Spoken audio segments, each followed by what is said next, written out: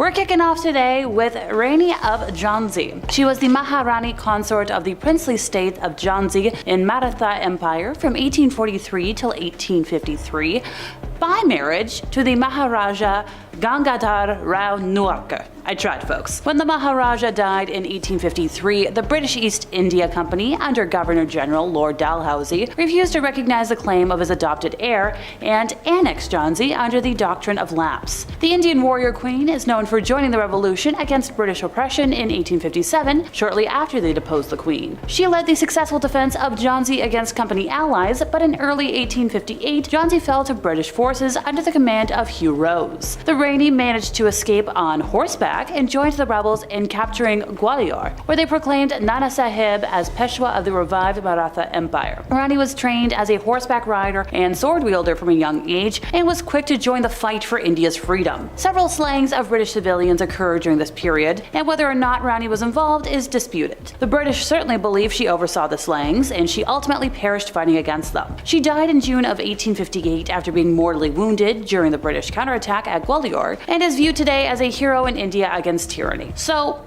I don't know if she was necessarily evil, but a woman in power, I like. Here's another lesser-known ruler, Nzinga of Ndongo and Matamba. She was a southwest African ruler who ruled as queen of the Umbudu kingdoms. She received military and political training when she was young and demonstrated an aptitude for diffusing political crises as an ambassador to the Portuguese Empire. In 1624, she assumed power over Ndongo after the death of her brother Mbandi, and she ruled during a period of rapid growth of the African slave trade and encroachment by the Portuguese Empire in southwest Africa. Now, the Portuguese declared war on Ndongo in 1626, and by 1628, the army had been severely depleted and went into exile. In search of allies, she married Mbangala warlord Kazanje. In addition to using Christianity as a diplomatic tool, she adopted Christian customs into her court. So from the 1650s onwards, she increasingly relied on Christian converts at said court. Just as she had done with the Mbangalan culture before, she appropriated aspects of Christian ideology and culture, adding these to her existing court traditions to create a new class of Christian counselors loyal to her. She also began practicing Catholic-inspired rituals, placed crosses in places of high honor in her court, and built many churches across her kingdom. Now, her efforts to convert her people were not without controversy, and some conservative religious figures kind of pushed back against her policies. In response, she empowered her Christian priests to burn the temples and shrines of practitioners who opposed her, in order that they be arrested and turned over to her for trial. Traditionalists were dismissed from her court, after which she sentenced them to public whippings. Several prominent Mbundu and Mbangala priests were sold as slaves to the Portuguese, with Nzinga personally asking that they be shipped overseas. Profits of the sale were then used to furnish a new church. Some of the wanted priests, however, escaped the purge and went into hiding. Look, I was all for her until she forced people to convert to Christianity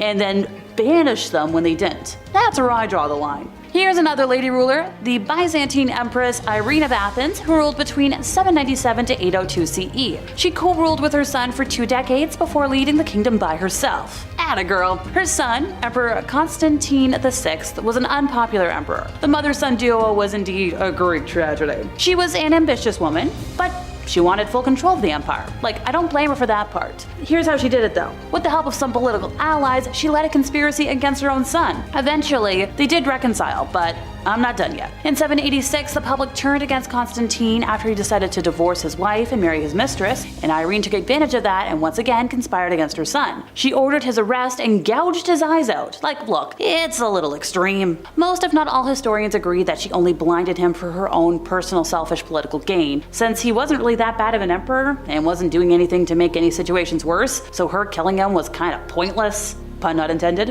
Her lack of an heir and continued loss of legitimacy is what doomed her. Like, if she had just kidnapped her son and shipped him off somewhere, then historians would probably like her more. Maybe. I'm not so sure how I feel about her. Queen Ranavalona, the first of Madagascar, slayed her way to the crown, and sadly, not in a modern slay, more like a bad slay. Queen Ranavalona was the ruler of Madagascar from 1828 to 1861, and much of what we know about her has been influenced by the opinions of Ranavalona's European contemporaries. They generally condemned her policies and characterized her as a tyrant at best and insane at worst. Still, she was known as a fierce leader who was willing to do anything to protect her crown and kingdom. After her husband, King Radama I, passed, she quickly positioned herself as the new sovereign of the kingdom. She had her uncle executed to protect her position, and some accounts say that she eliminated his mother via extreme hunger in order to keep her from breaking a sacred decree about spilling noblewoman's life source. Now, she pursued a policy of isolationism and self-sufficiency, reducing economic and political ties with European powers, repelling a French attack on the coastal town of Full Point, and taking vigorous measures to eradicate the small but growing Malagasy Christian movement initiated under Radama I by members of the London Missionary Society. She made heavy use of the traditional practice of forced labor as tax payment to complete public works projects and develop a standing army of between 20 to 30,000 Marina soldiers, whom she deployed to pacify outlying regions of the island and further expand the realm. The combination of regular warfare, disease, difficult forced labor, and harsh trials by ordeal, using a poisonous nut from the tangena shrub, resulted in a high mortality rate among both soldiers and civilians during her 33-year reign, with Madagascar's population reducing from 5 million in 1833 to 2.5 in 1839. I get being ambitious, I get wanting to protect your country, but that's a really bad dip in population. Princess Olga of Kiev burned her political enemies alive while she was Queen Regent. So there's a lot of mystery surrounding her, and there's a lot of the stories tend to have some holes in them, but what we do know is that she was a Ukrainian princess and the first female ruler in Russian history. She became Queen Regent in 945 CE after her husband, Igor I, was slain. And since their son was a little too young to rule, they're like, okay, you're queen. One of her first acts was to seek revenge for her husband's demise.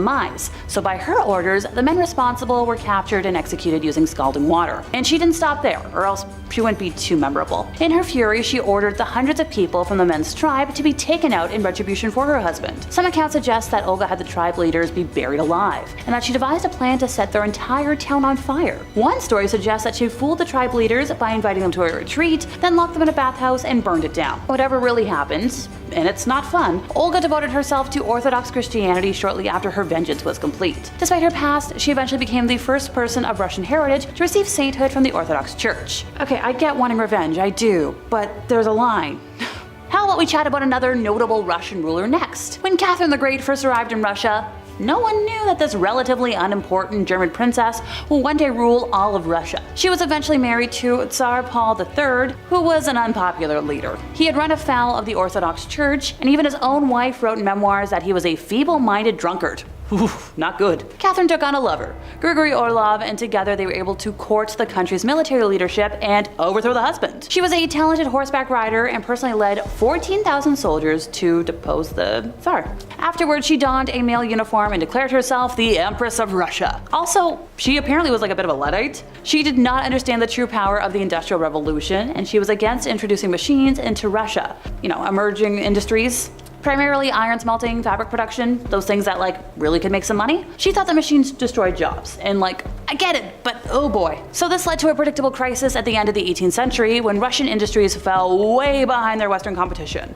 Once again, I get it, it's just not a good move. Time to leave Russia and talk about Zenobia, the 3rd century queen of the Palmyran Empire in Syria. Many legends surround her ancestry. She was probably not a commoner, and she married the ruler of the city, Odaenathus. Her husband became king in 260, elevating our girl to supreme power in the Near East by defeating the Sasanian Empire of Persia and stabilizing the Roman East. Now, after her husband's assassination, Zenobia became regent of her son Vabalithus and held de facto power throughout his reign. In 270, Zenobia launched an invasion that brought most of the Roman East under her sway and culminated with the annexation of Egypt. By mid-271, her realm extended from Ancyria, central Anatolia, to Upper Egypt, although she remained nominally subordinate to Rome. However, in reaction to the campaign of the Roman Emperor Aurelian in 272, Zenobia declared her son emperor and assumed the title of empress, thus declaring the succession from Rome. The Romans were victorious after heavy fighting. The empress was besieged in her capital and captured by Aurelian,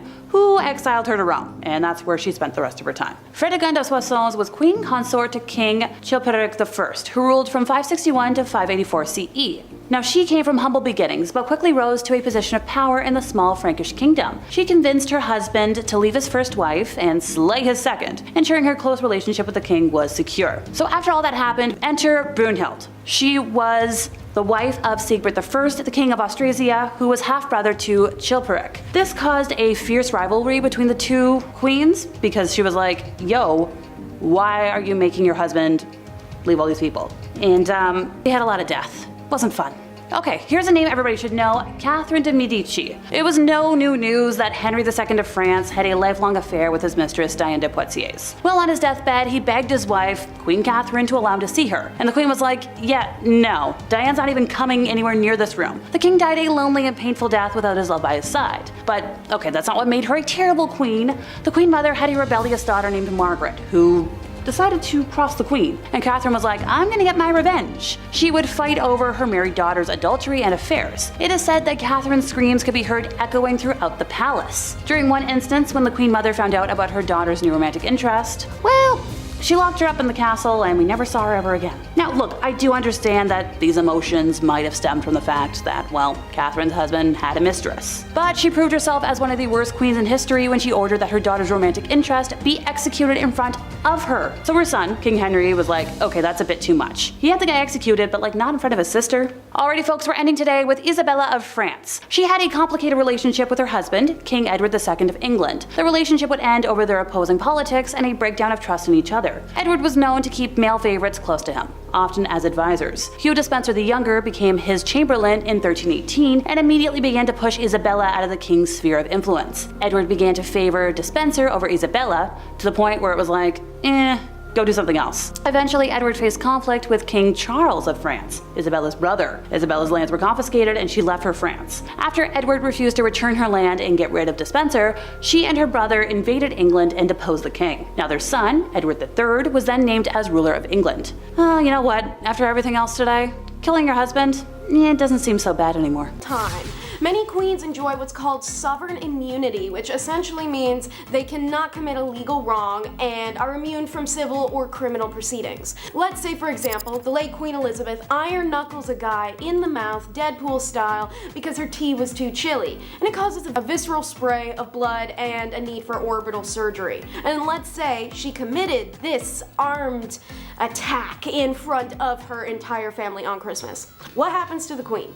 Prosecutors could go after the crown as executive, but then the queen's ministers would act on her behalf and accept any punishment that was doled out for her. While this immunity extends to other British heads of state during their time in office, the queen is protected for life, since that's how long she holds her position. And she did. So what other monarchy other than the British has this criminal immunity? Belgium's constitution states the king is violable and his ministers are accountable too, as does Denmark's. And since 1848, the Dutch constitution states the king is immune from prosecution, the ministers are responsible. The constitution of Bhutan, Sri Lanka, and Sweden all have sovereign immunity, but without holding the ministers accountable. If a crime is committed, everyone just walks away scot-free. In places like Iceland, meanwhile, their queen can only be prosecuted with consent of parliament, and in India, no legal action can be taken against their leader as long as they're holding office, but you can get them impeached, then sue, so that's something.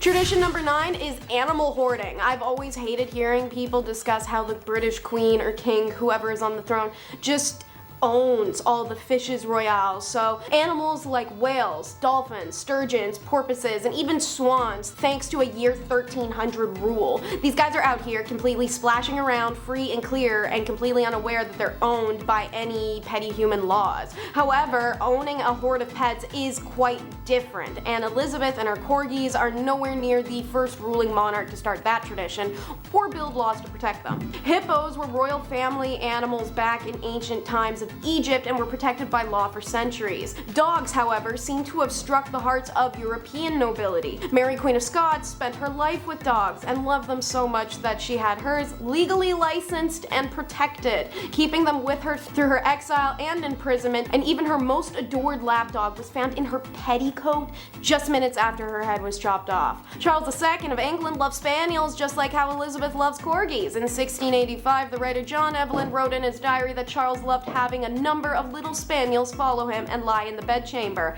And when the old king died there, it was surrounded by the beloved dogs. Versailles, home to the Bourbon King of France from 1682 to 1789, was filthy and attracted rats. So what did they have? Cats. Too many cats. One day, Louis XVI went to his commode, unaware that one of his Angora cats had curled up in the porcelain bowl below.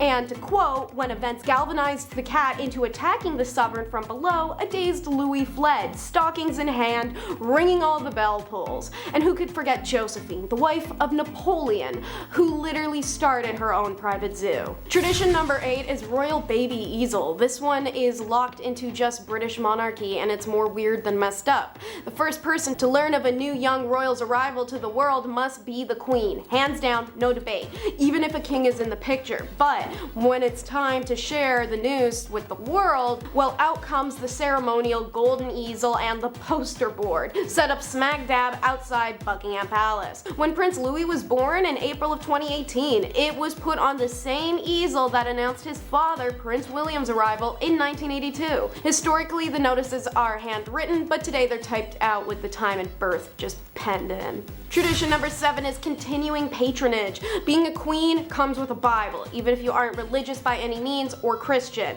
This was just set in stone as a tradition by the olden time of ergot-riddled bread and corporal punishment for showing your ankles. So naturally, we still have it in place today because they knew best back then. Alrighty, anyways, the act of patronage, and specifically religious patronage, was very important during the Middle Ages. It became an active area of queenship studies because it was pretty much one of the only ways that queens could exert great influence. While religious patronage included the founding of religious institutions that could signal political alliances at the same time. Margaret of France, Isabella of France, and Philippa of Hainault, for example, were all patrons of Greyfriars Church in London, but that patronage was also connected to their mutual Capetian ties, the dynasty of France. With religion often shared between countries, even at times of war, it could be used manipulatively to bring bridges of truce. Being on good terms with the church could always be beneficial to medieval queens in other ways too. For example, when Joan of England refused to pay Benegadia of Navarre the pension she was owed as the Queen Dowager and widow of Richard I, Pope Innocent III intervened on her behalf and told him to cough it up in a humble and religious way. This also earned queens consolidations as saints, even sometimes after their passing. Tradition number 6 is following blueprint. Remember Meghan having the Christmas dinner at the Windsor family with her mother and the whole awkward addressing of the getting weighed before and after eating thing? If Meghan was to follow the blueprint, she would have never stated anything about it. Rather, thank the queen for the meal and the proof that her belly is full. Now obviously it's pretty effed tradition, and good on Meghan for not taking that crap, but following the blueprint has been so driven into monarchy, especially female monarchy, that even the public was upset with her. To follow the blueprint is to mimic the royal woman above you, especially should you be in the presence or potentially one day taking their role. Who created the blueprint of what a medieval queen should be and how she should behave? Not any one person. Ancient Egypt felt a queen should be a certain way. Ancient Rome that a queen should stay silent. Ancient Mesoamerica, a queen was equivalent to a king and did whatever he did. It varies per culture, and thus every monarchy system created its own blueprint. Within this, there was literature specifically aimed at princesses and queens within their applicable regions. For instance, Joan I of Navarre's confessor, Durand de Champagne, wrote a text named Mirror for Ladies, which advised Joan on how to be a good queen to her husband, Philip of France, in the bedroom. In China, biographies of ancient queens provided examples of rulers whose behavior was to be modeled, as well as those deemed to be a bad influence, aka your do's and don'ts book. Italian-French author Christine de Pizan's book, The Treasure of the City of Ladies, dedicated to Margaret of Burgundy, also aimed to instruct women of all classes on how to present themselves. Tradition number 5 is dress code. Inevitably, within the blueprint will be the dressing guidelines. While they have become lax in recent years for most kingdoms, and women are able to have more control on their garb and no longer have to wear 30 unnecessary layers, they still have certain restrictions. For example, there's endless tabloid attention paid to the Spanish royals for their level of chic. Queen Letizia has openly broken dress code several times. In 2015, when delivering the flag to the 11th National Teach Zone of the Civil Guard, she broke the mandatory dress code of wearing all black and a Spanish mantilla in favor of a short and incredibly stylish white ensemble. It also violated tradition by being an outfit repeat. She wore the same white getup to her husband's proclamation as king. I can't talk about dress code violation without mentioning our baby girl Princess Diana, who had the stuffy Brits flying out of their knee-high tube socks over her sweaters and bike shorts. Meghan was also highly criticized in recent years for challenging dress code, which is prudish and bland at best in England. You aren't allowed bright nail polish, and the now deceased queen forbid ladies from trousers at social events, and you had to own those big stupid hats. Tradition number 4 is pretty pressure. Essentially, queens were expected to be the ultimate good woman, a model of virtuous behavior. They were expected to be good wives and mothers as well as good rulers, but they were also meant to be pious peacemakers and to look pretty, but not so pretty you don't want to respect them, but also still pretty enough you want to pay attention. Think about that Barbie monologue. That naturally comes with the endless critique. Beauty was obviously a huge part of a queen's role, and they were expected to represent contemporary ideals. William Caxton, in his 15th century book, The Game and Play of Chess, states that the queen ought to be a fair lady, sitting in their chair and crowned with a corone on her head and clad with cloth of gold. She should also, he writes, take care to be chaste, wise, of honest life, and well-mannered. It's interesting that beauty is the very first quality that Caxton names in his text, and we can see this in other sources of medieval eras, such as the Welsh Triads, or the 13th century Las Diet Patridias Kingdom Law book, where it's written that the qualities that kings should look for in a bride is the more beautiful the queen is, the more the king will love her, and the more handsome their children will be. No mention of being a good political leader. So it's really interesting again, seeing how these ideals of queenship tied together. Alfonso was basically equating the idea that a beautiful woman will make a good wife and a good mother, which takes us back full circle to those expectations of medieval queens to be everything. Tradition number 3 is tax exemption.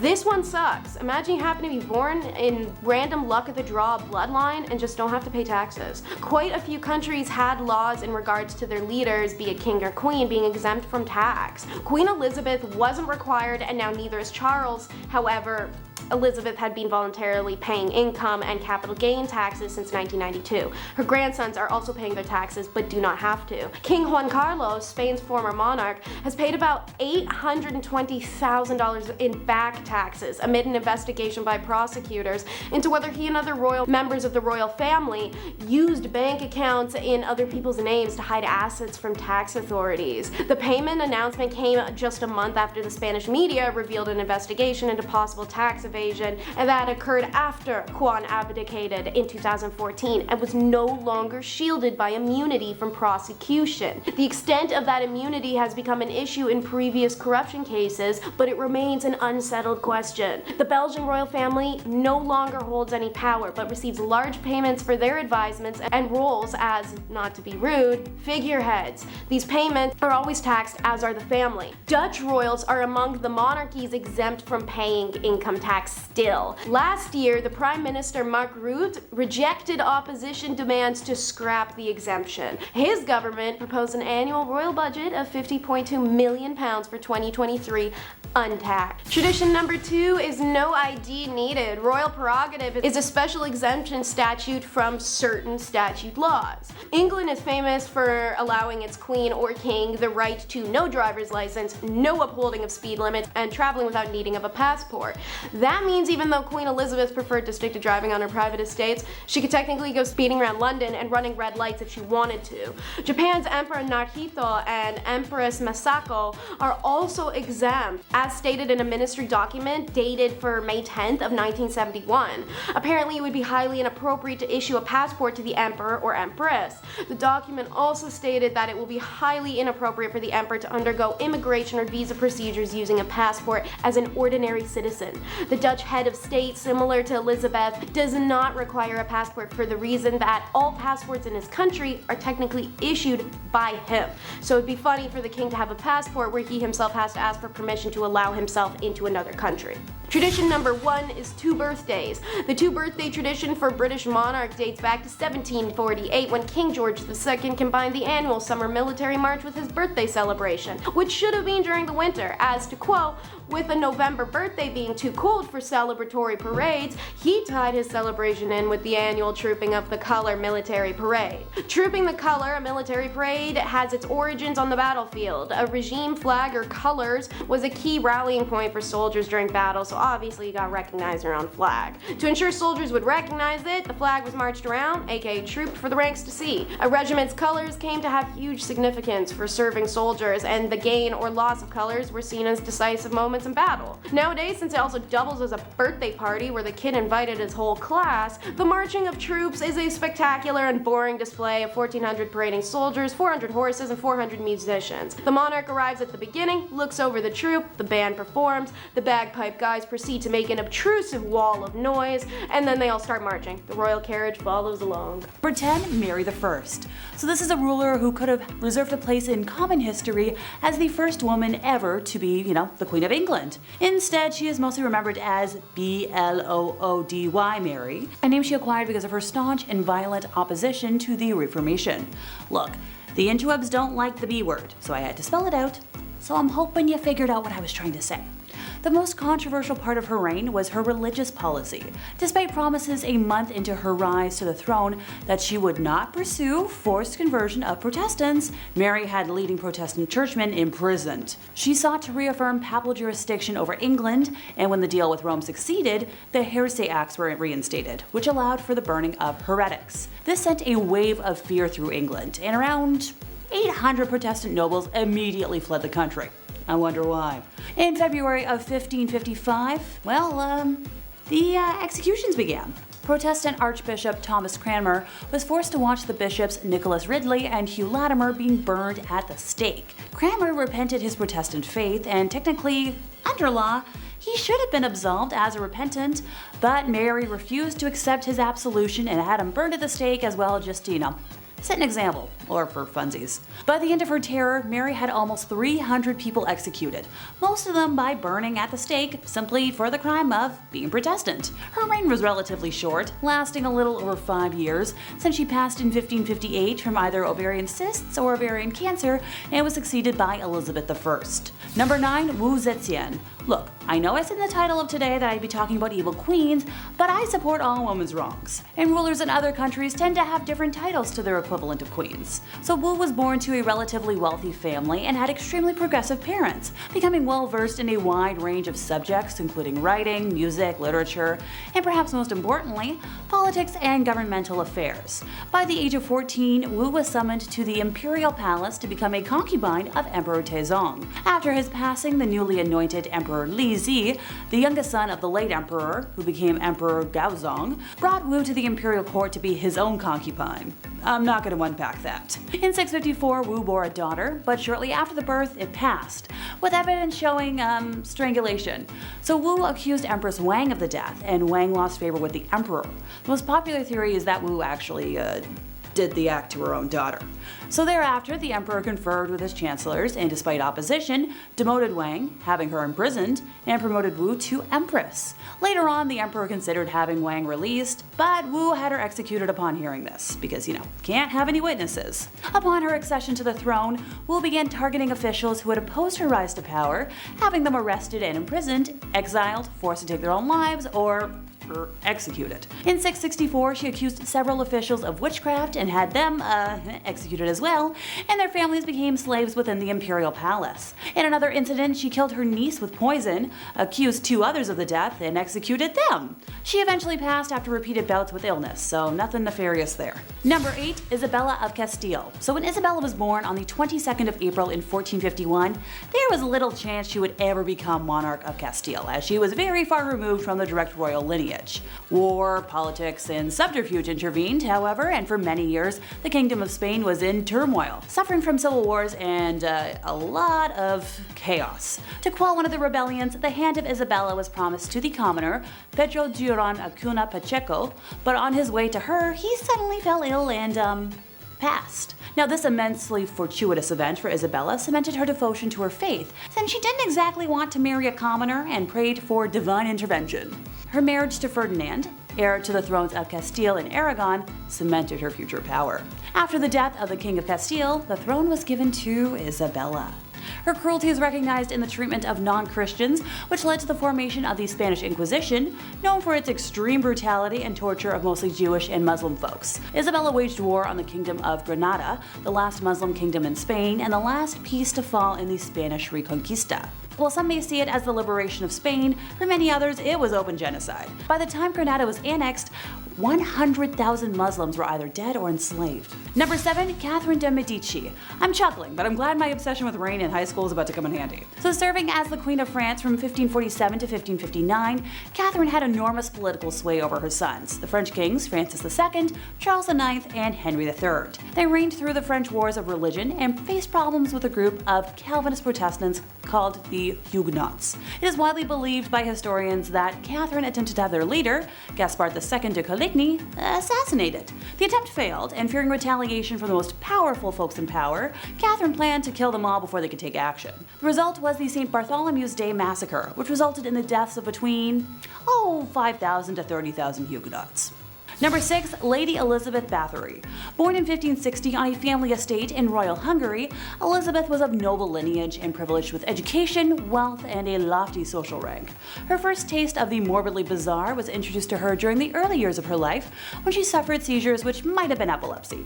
Treatment at the time for such bouts included feeding the patient human redness and bits of skull from a non-sufferer. She bore witness to brutal punishments and executions carried out by her father's officers and was influenced by family members involved with Satanism and witchcraft. When she was barely in the double digits of age, Elizabeth was engaged to Count Ferenc Nadasdy, who she later married. Her husband spent much of his time away from home fighting the Ottomans, leaving Elizabeth to run the estate. Her sadism became more pronounced as time wore on, and upon the death of her husband in 1601, her vicious crimes escalated. Most of her victims were girls around the age of the time she got married, and were usually the daughters of lesser gentry who had been sent to court to learn etiquette. Her favorite punishment methods including using pins to stick under her victims' fingernails and covering her victims in honey and leaving them out to be eaten by ants and other insects. Other methods included whipping her victims with nettles and frequently burning body parts, especially genitalia. After burning her victims, she would dump them in icy water. Many of them were punished to the point of death, some of whom were buried in unmarked locations, and some sources even claim she engaged in people munching, making that her darkest secret. Elizabeth and a few of her servants were eventually arrested in 1610, and her accomplices were put on trial in 1611. With over 300 witness accounts and numerous testimonials, a guilty verdict was assured. A servant girl who claims to have seen evidence in Elizabeth's private books stated that her victims were around 650 folks. The accomplices were sentenced to death, and Elizabeth was confined to a bricked-up room with slits for air and delivery of food. She was found dead a couple years later. Number 5. Marie Antoinette. So France's queen between 1774 and 1792 was Marie Antoinette, who was, the last queen before the French Revolution. She had quite the reputation for splurging on expensive things and found herself in quite a few scandals. One in particular was the affair of the diamond necklace. So Countess de la Motte, a young lady, pretended to be the queen's friend and entered the French court in 1785. She fooled a high society member into believing that Antoinette loved him. She even hired a body-selling worker and disguised her as the queen and convinced the man that Marie wanted to purchase a diamond necklace. The jewelry cost around 1,600,000 livres then, which is almost $12 million today. The money was never paid, and the queen had no clue about what had taken place. But even though she was innocent, the public still despised her. Granted, she's mostly known for her infamous dialogue. When French subjects could not afford bread, she said, "Let them eat cake," which fueled the French Revolution and ultimately led to her execution. Number 4. Queen of Castile. So Juana la Loca was the Queen of Castile from 1504 to 1516, and she suffered from various mental disorders. After her husband passed in 1506, her father buried his body. However, Juana used to open the tomb and caress her husband's dead body, and ultimately she ordered the body dug out and kissed her husband's feet. Additionally, she would carry his coffin everywhere with her, and actually kept it under her bed. Years later though, she eventually allowed his burial outside her window. Look, I just keep weird dolls under my bed. Number 3. Maria Eleonora of Brandenburg.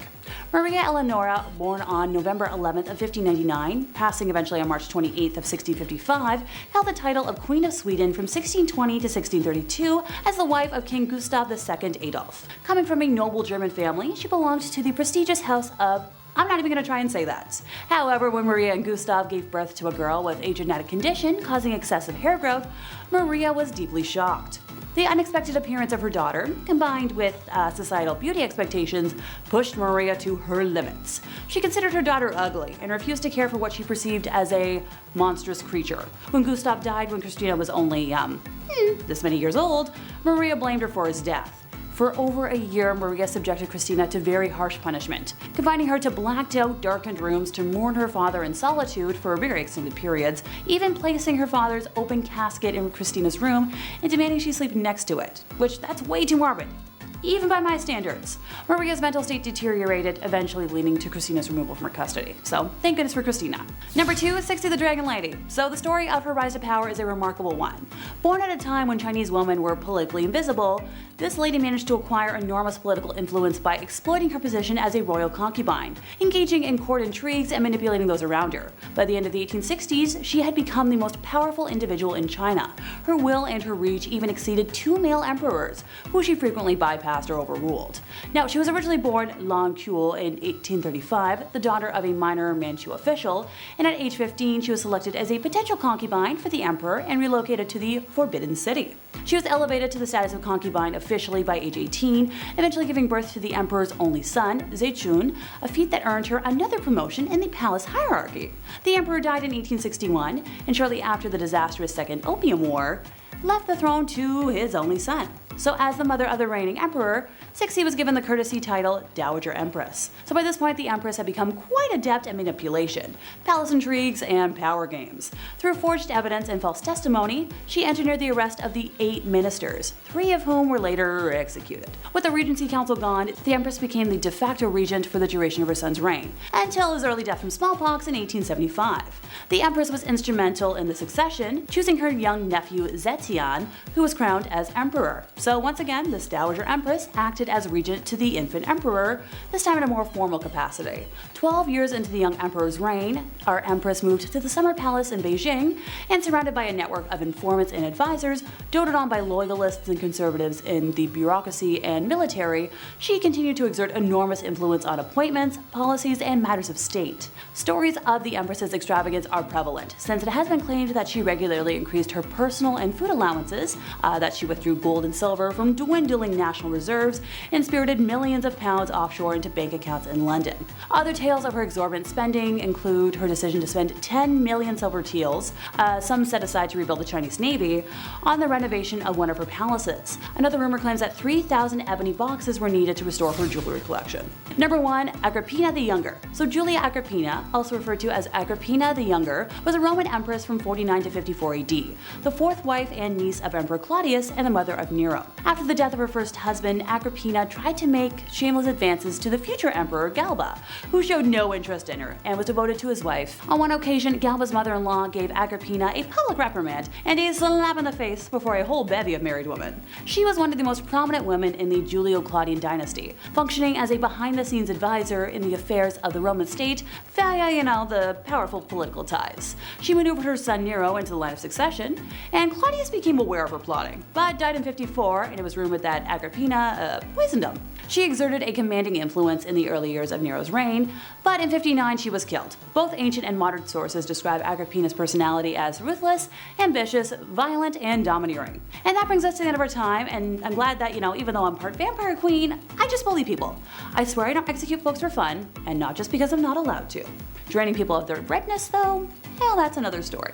Number 10, Dracula. The man, the myth, the legend, Vlad the Impaler. This dude was so down bad, he was the inspiration for Dracula. There's really only one reason why he was so evil, and honestly, it's in his name. Vlad the Impaler liked to impale people, oftentimes alive. As if this was the worst thing thought up by a human being ever, he would leave the pikes on display, creating a horror only the eyes of medieval Europe could see. There's gonna be a lot of bad dudes on this list, some really saucy villains, unsavory characters who will make your skin crawl, but only Vlad has been bad enough to get a monster inspired by him, essentially turning his actions into somewhat of a spooky mythology. Dude gives off some serious goth energy. There's a few portraits of him, but if you look at it, he's got this stare in his eyes, Like he wants to impale me or something. Vlad be nimble, Vlad be quick, just wait till you see his sharpened stick. Number 8. Busy man. Most people on this list are not going to need any introduction. Genghis Khan is no exception to that. The Mongol warrior king saw his nomadic empire stretch thousands of miles, being one of history's largest empires. If you've been paying attention in history class, and you should have been, don't skip class or Big Ched will put you in the naughty corner. Bad. Yes, that's right, I just referred to myself in the third person. Speaking of third person, that's how many people Genghis unalived in his bloody conquests. Oh, did I say 3? I actually meant a lot. Did I say a lot? I actually meant a disturbing amount. Some people like to point out that he was accepting of other people's cultures and beliefs. Yes, that is true, but that's after he burned down the village right before he got to yours, and you got forcibly assimilated into his numbers. As you can also imagine, a bloodthirsty barbarian like him did not treat women with much respect. It's Genghis Khan, man. That's just how it do be. Number 7. So long, Bowser. Ivan the Terrible. Okay, sure, Vlad was called the Impaler, but you can kind of take that in a different way, right? Not in that way. All innuendos aside, with a name like Ivan the Terrible, it's kind of hard to work around that. Even as a child, Ivan was showing traits of an evil dictator, or supervillain really, as it's said that he would throw animals off of tall roofs in the same way that Mario throws Bowser off of platforms. Becoming the first Tsar of Russia and probably its worst, he's responsible for many horrors and crimes, but the most infamous being his responsibility for his own son's demise. After a heated argument regarding his unborn grandson, and in a binding fit of rage, Ivan claimed his son's life. Sure, dads get angry when sons don't help mow the lawns or help take out the trash, but that's going a little far. One minute you're having a fight with your dad, and the next minute you're being carried out by Ghanaian pallbearers. You know, the dancing guys, the memes, the casket, you know? Yeah, it's a joke. Number 6, the Mad Doctor. I love doctors. Shout out to the people working in the medical field right now. I appreciate you. I couldn't even imagine the horror that is medical school though. We all know my track record for reading, and hours upon hours of studying would just be bad for my health. I gotta squeeze more video game time in there, it's just how I work, man.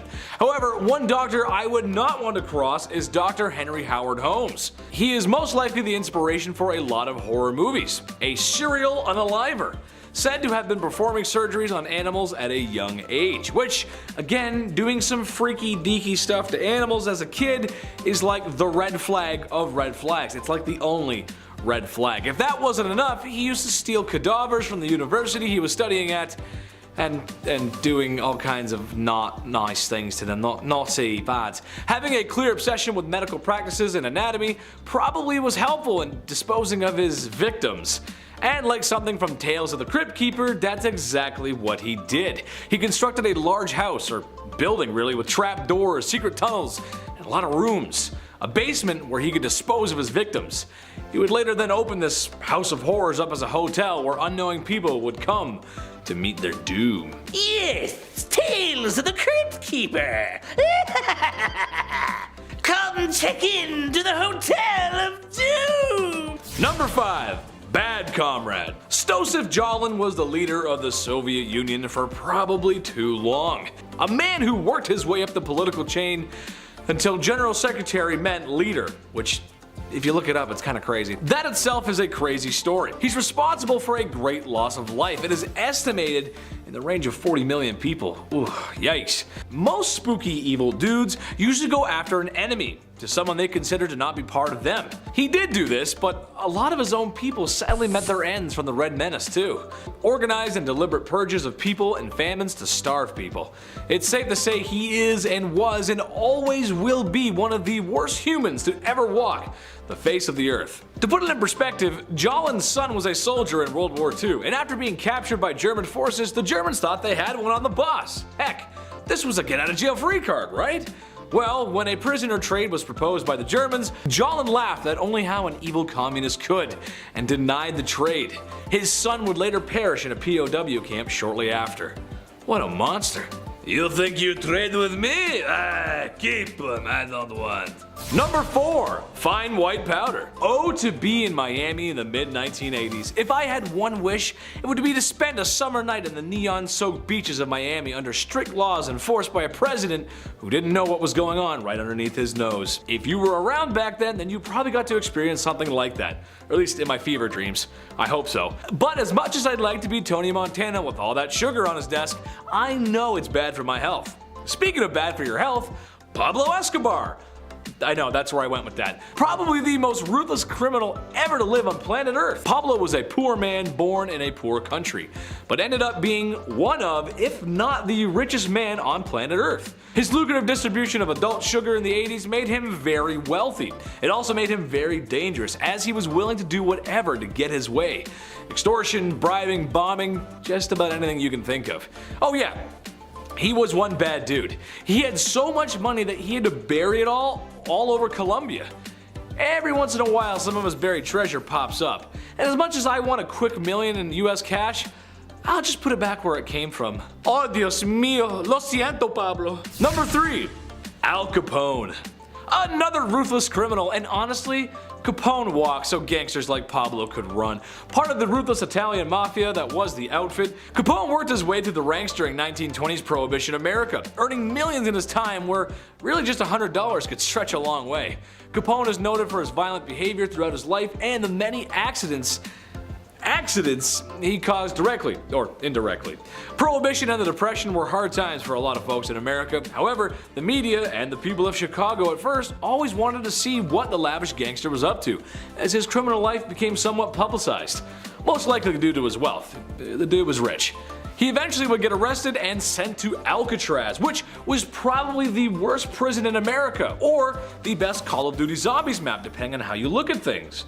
I look at things through a Call of Duty way, so Number 2, Gavrilo Princip. That might not be a name that you're familiar with, but it was the man who unalived Franz Ferdinand, which started World War I, which caused World War II, which caused the Cold War, which caused the collapse of Soviet Russia, and it's why you live in a post-war globalist world with markets developing rapidly in the cyber world. Except maybe the whole thing in Ukraine, watch out for that. Kinda crazy to think how all that could come from one wrong turn and a guy seizing an opportunity. But this also means he's kind of responsible, in a way, for all the bad stuff that happened in those times as well. So maybe don't seize the day, I'm not sure. Just don't be ruthless criminals, guys. Watch our videos instead.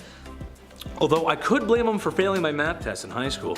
Yeah, we'll go with that. Number 10. Julia Tofana. In the 1600s, women who were left under the control of malignant husbands who would physically harm and control them was a rather common issue, and the general rule was that unless your spouse passed away, that was the only time a woman could be granted her freedom. The active contents inside the vial with the artwork of St. Nicholas were unknown, but mostly it was filled with arsenic, lead, and possibly belladonna. It was colorless, tasteless, and therefore easy to mix with many other substances like wine or water. It was called by the name Aqua Tofana, and it was named after the suspected Julia Tofana, as she was the main distributor and ringleader of this secret sauce. The actual creator might have actually been another woman who was caught later on. The poisoning of Aqua Tofana would go unnoticed, as its symptoms would mimic other illnesses that were prominent at the time. First dosage would mimic a cold, the third dosage digestive issues, and the fourth was death. It was so effective and helpful that when the poison was used in a slow active state, it would give the victims the assumption that they were dying and would write a will and repent. And if the provider of the poison changed their mind, the antidote was simply lemon juice and vinegar. Although the invention of this poison substance was eventually discontinued, as so many had been caught with the subject,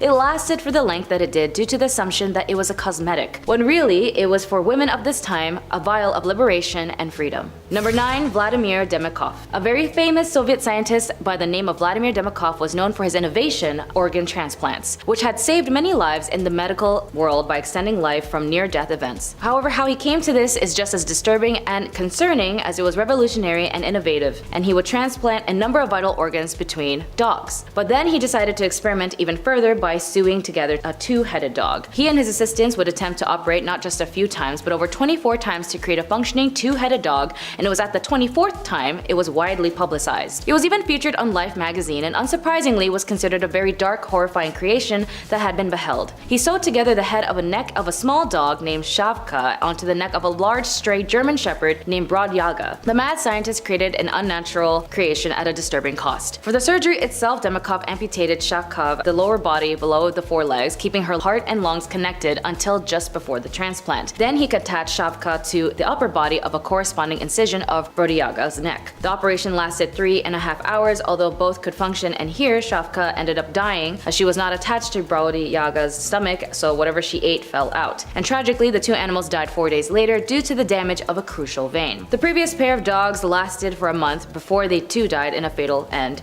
and Vladimir also had no intention to stop his animal cruelty experiments and would continue trying until his death. Number 8. MK Ultra. Project MK Ultra was an illegal human experimentation program designed and undertaken by the CIA and intended to develop procedures and identifying drugs that could be used during interrogations to weaken people and force confessions through brainwashing and psychological torture. MK Ultra used numerous methods to manipulate its subjects' mental state and brain functions, such as a covert administration of high doses of psychoactive drugs and other chemicals without the subject's consent, electric shocks, hypnosis, sensory deprivation, isolation, verbal and sexual, and other forms of torment. MK Ultra was preceded by Project Artichoke, and it was organized through the CIA's office and coordinated with the US Army's biological warfare labs. The program engaged in illegal activities, including the use of US and Canadian citizens as unwitting test subjects. Investigative efforts were hampered by CIA Director Richard Helm's order that all MK Ultra files be destroyed in 1973. The Church Committee and Rockefeller Commission's investigations relied on the sworn testimony of direct participants and on the small number of documents that survived Helm's order. In 1977, a Freedom of Information Act requested uncovered a cache of 20,000 documents relating to MK Ultra, which led to Senate hearings, but some of the surviving information about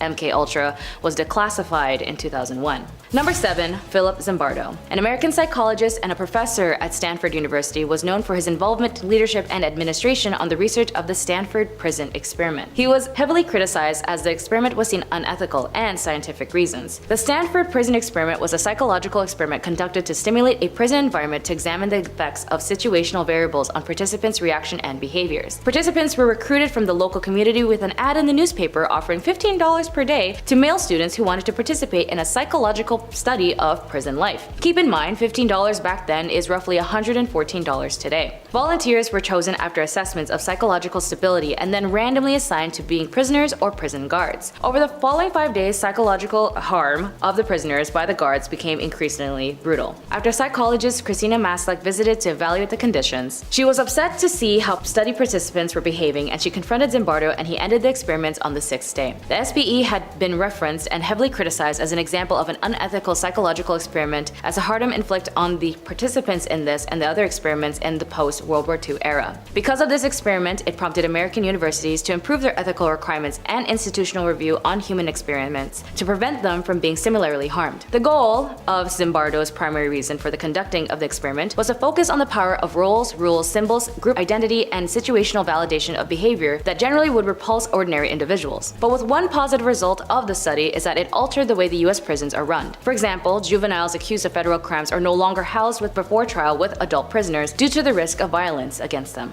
Number 6. Phalaris and Perilios of Athens. Throughout history, humans in general have created an enclave of many extraordinary things, and as civilizations go, for some reason in our distant past, they had an obsession of creating agonizing means and the inflictions of others. Perilios of Athens had created something that at first glance may seem like a work of art, but its uses had been a thing of torment: the brazen bull. The beautiful bronze statue casted in ancient Greece was invented between 570 and 554 BC. The statue was actually commissioned by the reign of Phalaris, an evil tyrant in Sicily. So many would think that he's actually the real inventor, or more or less had the idea. This tyrant was also known for eating new as his new cruel torment device, and the bull was cast hollow and was used as a fire would be built below, and its design was that it would be opened and a person would be forced inside. The fire would start underneath the person and it would burn as the smoke and steam would escape from the bull's nose. Incense was placed inside to counteract the smell of burnt flesh, and it is said that it was a series of tubes built inside the statue to design to distort the screams of the victim and make them sound like an animal. Phalaris was a piece of work as he wanted to test the sound system of the bull, that he even pushed Perilios, the man who created the bull for him, into the belly and lit a fire fire under him. And then he later released him before he pushed him off a cliff. But by sheer karma, Phalaris died in a bull himself as the city was taken over by Telemachus in 554 BC.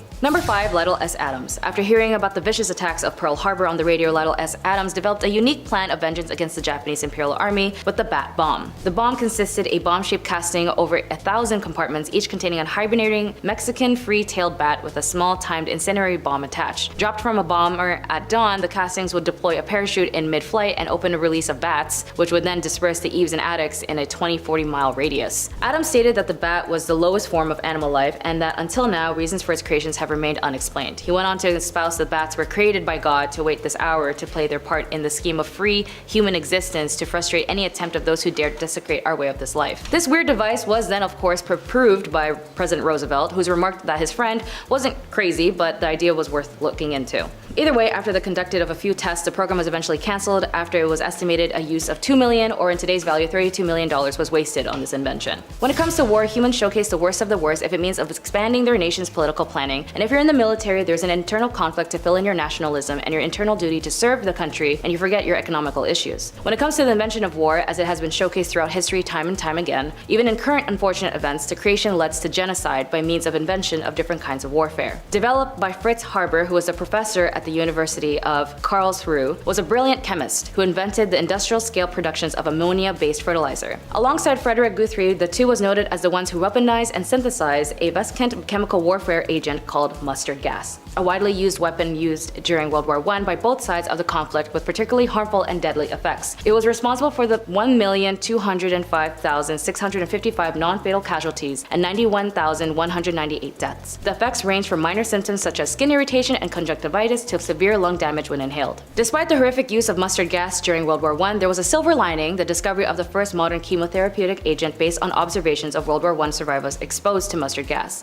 The studies eventually launched an era of cancer chemotherapy research. Number 3. Oliver Winchester. An American businessman and politician named Oliver Winchester was best known for his founding manufacturing the marketing of the Winchester Repeating Arms Company, aka the Winchester rifle. The first official Winchester rifle was a model in 1866. Repeating rifles was not widely used until after the war, when they became increasingly popular with the civilians. Military authorities concentrated primarily on perfecting breech-loading single-shot rifles for many more years. His ownership was then passed to his son, who died of TB, and his wife Sarah Winchester ended up moving to California with inheritance as she began to make the famed Winchester House a haunted mystery house due to her fear of spirits being murdered by the rifle. Number 2. Dow & Company. Originally developed to simply enhance the growth of soybeans, Agent Orange was weaponized and used extensively during the Vietnam War. During the war, Dow, Monsanto, and other companies were compelled by the US government to produce Agent Orange under the US Defense Production Act of 1950. Used in large quantities, it was a powerful herbicide used by the United States to deforest the jungles and destroy Viet Cong and North Vietnamese army crops. The United States military sprayed upon up to 20 million gallons of herbicides over Laos, Vietnam, and Cambodia from 1961 through 1971, covering over 4.5 million acres. Agent Orange was often proven afterwards to cause very serious health problems for both Vietnamese people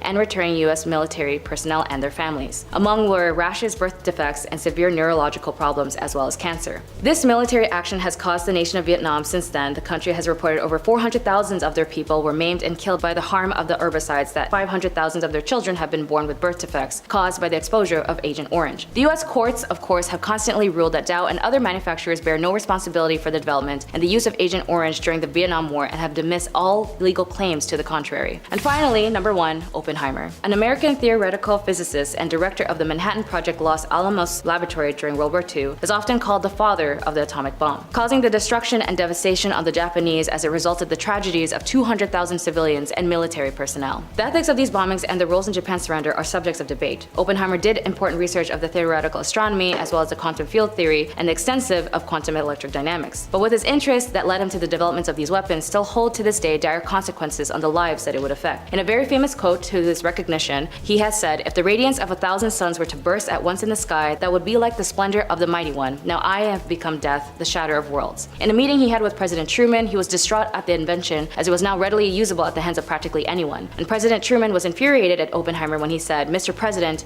I feel I have blood blood on my hands, responding that he, Truman, bore sole responsibility for the decision on the atomic bomb against the Japanese, which later Truman said, "I don't want to see that son of a B in this office ever again." The Treaty of the Non-Proliferation of Nuclear Weapons aimed to reduce the spread of nuclear weapons, but its effectiveness has been questioned. Modernization of weapons continue to this day. Bombs alike have been proved with its massive casualties and results to devastation, eradication, genocide of innocent people, and the tragedy of wars it inhibits in our modern times. Number 10. Stubbins Firth. Stubbins Firth was a University of Pennsylvania researcher fixated on one particular scientific scheme, and a very dangerous one at that. As a trainee doctor, he became obsessed with the idea that yellow fever was non-contagious, to the extent that he went to great extremes trying to prove it. Armed only with a trusty blade and his incessant desire to find the truth, Firth sliced opened his arms and smeared vomit from yellow fever patients into his wounds. When that made no difference, he poured the vomit into his eyes, drank some of it, fried the stuff, and breathed in the fumes. And in a final act of madness, he covered himself with blood, urine, and saliva from infected patients. Ultimately, Firth proved this theory so far as he didn't get sick. However, we now know that this was as much down to him making samples from the late-stage patients who were past the point of contagion. In other words, Firth swallowed infected vomit but didn't shed much new light on the disease. So he did all that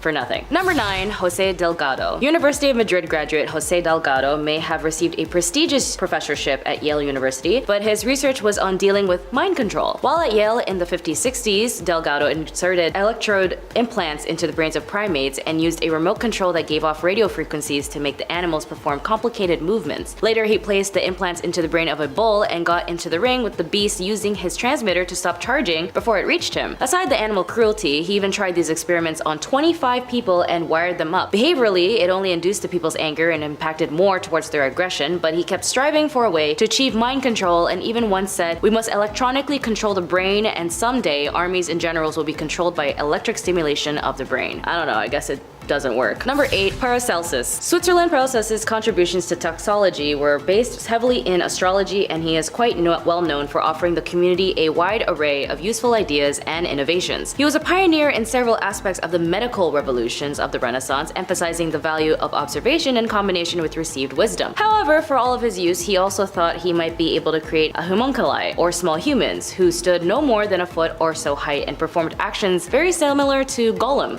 Not Gollum from Lord of the Rings, but pretty close. He is said to have run away after turning on their master. The homunculus creation used bits of people using semen and hair. To him, the fully grown homunculi was supposedly greatly skilled in art and could create giants, dwarves, and other marvels. As though they are art, they are born, and therefore art is embodied and inborn in them, and they needed to learn it from, well, no one. Well, it didn't end up working because they ended up dying right away. Number 7. Peter Neubauer. Clinical psychologists led by Peter Neubauer ran a secret experiment in which they separated twins and triplets from each other and adopted them out as singlets. The experiment, said to have been partly funded by the National Institute of Mental Health, came into light when 3 identical triplet brothers accidentally found each other in 1980. They had no idea they had siblings, and David Kellman, one of the triplets, felt really angry towards the experiment, quoting, "We were robbed of 20 years together," said Kellman in the Orlando Sentinel article. His brother, Edward Gallen, sadly took his own life in 1995 at his home. The child psychiatrist who headed up the study, Peter Neubauer and Viola Bernard, showed no remorse according to news reports, going as far as saying they thought that they were doing something good for the kids, separating them so that they could develop their own individual personalities. As for what Neubauer learned from his evil experiment, that anyone's guess as a result of the controversial study are being stored in an archive at Yale University, and they say they can't actually reveal it until 2066. Number 6. The Burke and Hare. Body snatching was very common in the ages of the pre-19th century, as the only legal way to get bodies for dissection was those of executed criminals. Since it was difficult to get on the waiting list for these bodies, anatomists took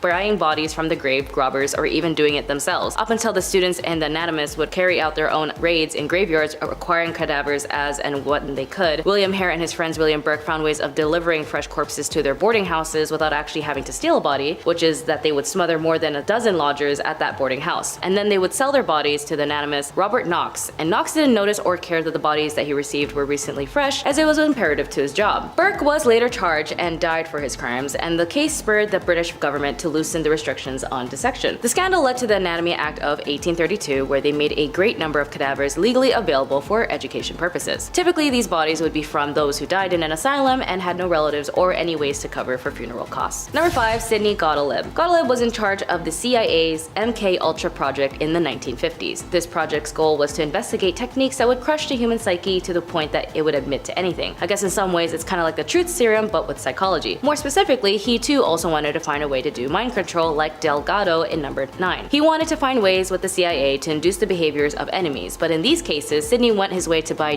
dosing unsuspecting subjects with LSD, experimenting with illegal drugs, and sought out all sorts of exciting ways to poison people, including Fidel Castro, as he is the man behind the infamous poison cigar. If you guys know Stranger Things, the suspicion of Eleven getting her powers was from her mom being induced with LSD, chemicals that were thought to be creating of powerful abilities, but unlike Stranger Things, it definitely helped open someone's mind up, but not like moving stuff with one's mind. Number 4, Sergei Burko-Honeko. Although he's been credited with helping bring about the most important advances with open heart surgery, his gruesome act was on experimentations on animals, also animal cruelty. Sergei wasn't content with slicing up animals after they died. More specifically, not only did he not like to wait, but he also didn't like the animals to die, even after they've been decapitated. In the late 1930s, him and his team undertook a series of experiments as part of which they removed a canine's head and kept it alive away from its body by hooking it up to an air and blood supply apparatus. He would also have another hound had all the blood drawn from its body, only later to be brought back to life by the Soviet Frankenstein. Number 2, Joseph Mengele. Mengele gained notoriety chiefly for being one of the SS physicians who supervised the selections of arriving transports of prisoners, determining who was to be killed and who was to become a forced laborer, and for performing human experiments on camp inmates, amongst whom Mengele was known as the Angel of Death. Mengele was just a stone-cold killer, as he performed experiments on 3,000 sets of twins, and less than 30 survived his depraved antics. His experiments included, but sadly were not limited to, dyeing children's eyes to be a specific color, since he has an obsession with monochromatic eyes, sewing twins together to make them conjoined, and giving them gangrene. In fact, many of his evil deeds weren't scientific at all. He was just masochistic. He was reportedly smiling every time he took part of his selection process of sending arrivals at camps on who were unfit for labor straight to the gas chambers. He died in 1976, and as he was never brought to justice for his crimes. Number 1, J. Marion Sims. Although he was known as the father of modern gynecology, Sims was gained much for his fame for doing experimental surgeries on slave women. Sims remained a controversial figure to this day because the condition he was treating the women, viscogenital fistula, caused terrible suffering. Women with fistulas, a tear between their private parts and their bladder, were incontinent and were often rejected by society. Sims performed the surgery without anesthesia, in part because anesthesia had only recently been discovered, and in part because Sims believed that operations were not painful enough to justify the trouble, which is what he said, but still regardless, the cruelty he bestowed on these women were not at all consented, and manipulated the social institutions on slavery to perform human experiments, which by any standards is unacceptable. Number 10, Elizabeth Bathory. Elizabeth Bathory, commonly referred to as the Blood Countess, occupies a pretty creepy place in history as a Hungarian noblewoman with a notorious reputation. She is believed to be one of the most prolific female serial killers in history, earning her eerie nickname from the gruesome practice of bathing in the red of her victims. This ritual was apparently rooted in her belief that it could preserve her youthfulness, and it sounds like some pretty extreme anti-aging to me. Operating during the late 16th and early 17th centuries within the walls of her castle, now located in modern-day Slovakia, Bathory subjected an estimated 650 girls to unimaginable horrors. Her reign of terror reached its thankful end on December 30th, 1610, when Elizabeth, along with 4 accomplices, faced arrest following an investigation into the disturbing rumors surrounding her actions. Despite the severity of the accusations, though, a lack of concrete evidence prevented the claims from being substantiated. However, the absence of solid proof did not grant her leniency, and she was confined to her castle until her eventual passing. Her evil deeds and the whole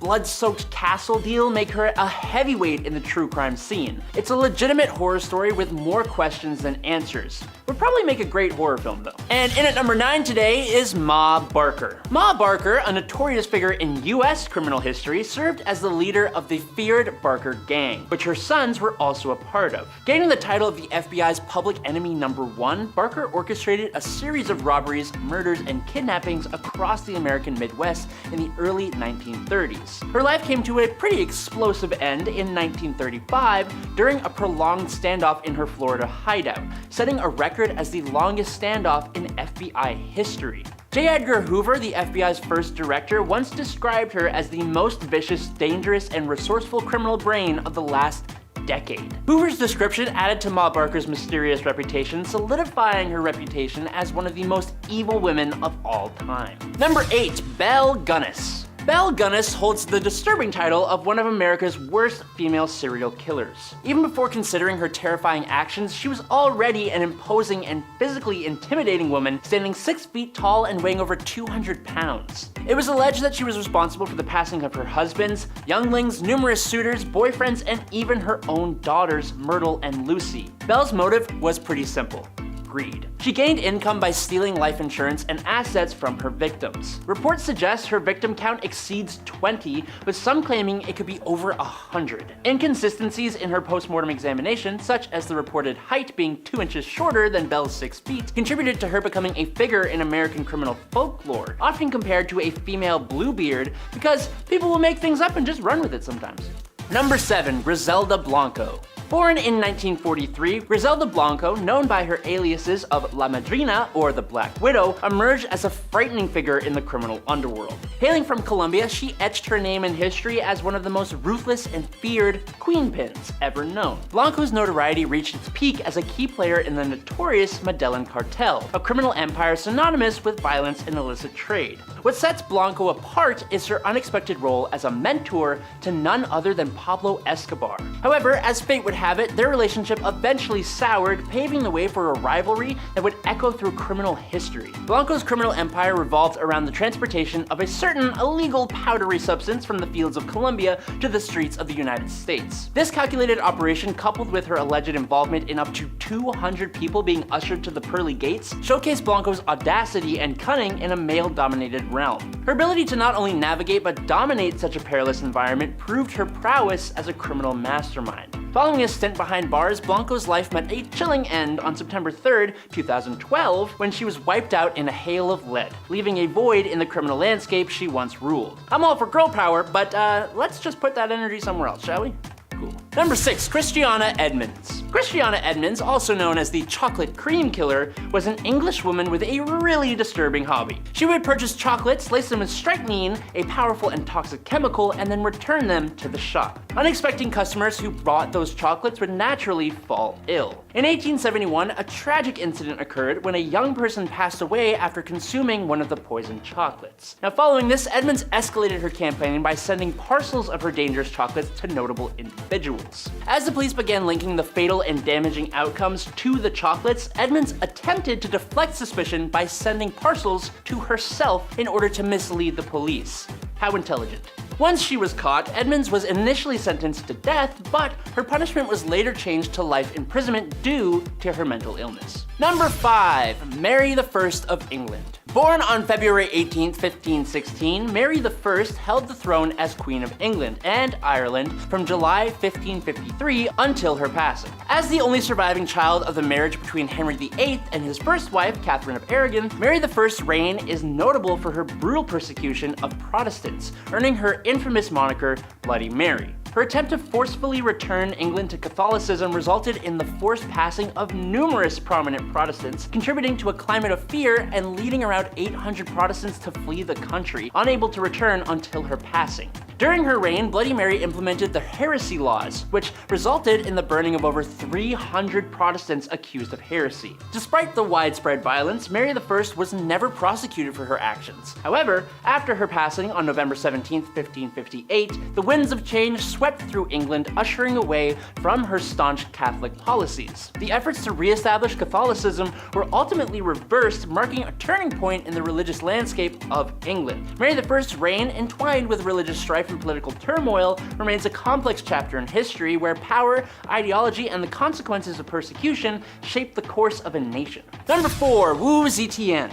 Between 665 and 690, Wu Zetian controlled China as empress through her husband, and later as empress dowager through her sons. However, in 690, she achieved a historic milestone by becoming empress, marking her as China's first and only official recognized female ruler. Wu Zetian maintained her authoritarian position from 690 until her passing in 705. Now, despite the significant achievements in expanding China's territory and establishing it as a powerful empire, her reign was unfortunately also marked by violence and bloodshed. Wu Zetian's rise to power was marked by a series of manipulative and ruthless tactics. She orchestrated the downfall of her political rivals, resorting to schemes such as false accusations, purges, anything to eliminate potential threats. While her success in building a powerful empire is acknowledged, she has faced enduring criticism for the ruthless tactics employed to do so. Number 3. Mary Ann Cotton.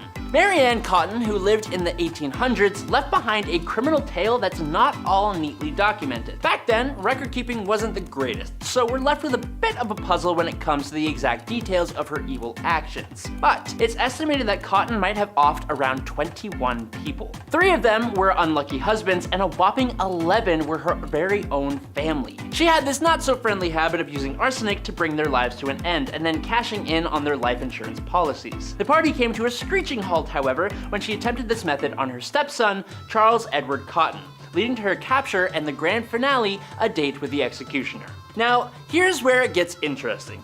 They gave her a short rope instead of the customary long one. This meant that instead of physics causing her neck to snap, she instead suffered a long, slow, agonizing suffocation. Number 2, Mary Piercy. Mary Piercy, born in 1866, lived in Kentish Town, North London, with her lover, Charles Creighton. Feeling unsatisfied with life, at the age of 24, Mary sought more, leading her to become romantically involved with a man named Frank Hogg. However, it seems that Frank was also already spoken for, being already married to his pregnant wife, Phoebe.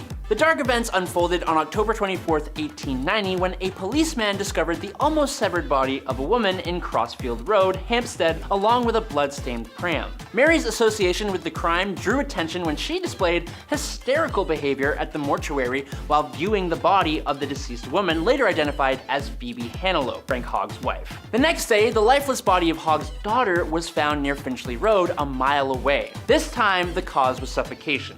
As the police became more and more aware of the affair between Frank and Mary, they searched Mary's house and found broken furniture and bloodstains. Mary, seemingly unfazed, played the piano and sang loudly during the search. The police ended up uncovering an axe, 2 knives, bloodstained clothing, and love letters between the illicit couple. Mary's attempts to explain the stains as a result of taking out mice was met with understandable skepticism. The police gathered evidence from neighbors who had witnessed Mary wheeling a pram away from the house on the evening of October 24th and heard screams from her residence. The disturbing truth emerged during the trial at the Old Bailey in December 1890. Mary's defense claimed insanity, but it proved unsuccessful, resulting in her sentencing to be sent to hell. On December 23rd, 1890, at Newgate Prison, Mary Piercy faced execution by hanging, orchestrated by James Barry, just over a decade after her father, Thomas Wheeler, met a similar fate for a similar crime. I guess it kind of runs in the family.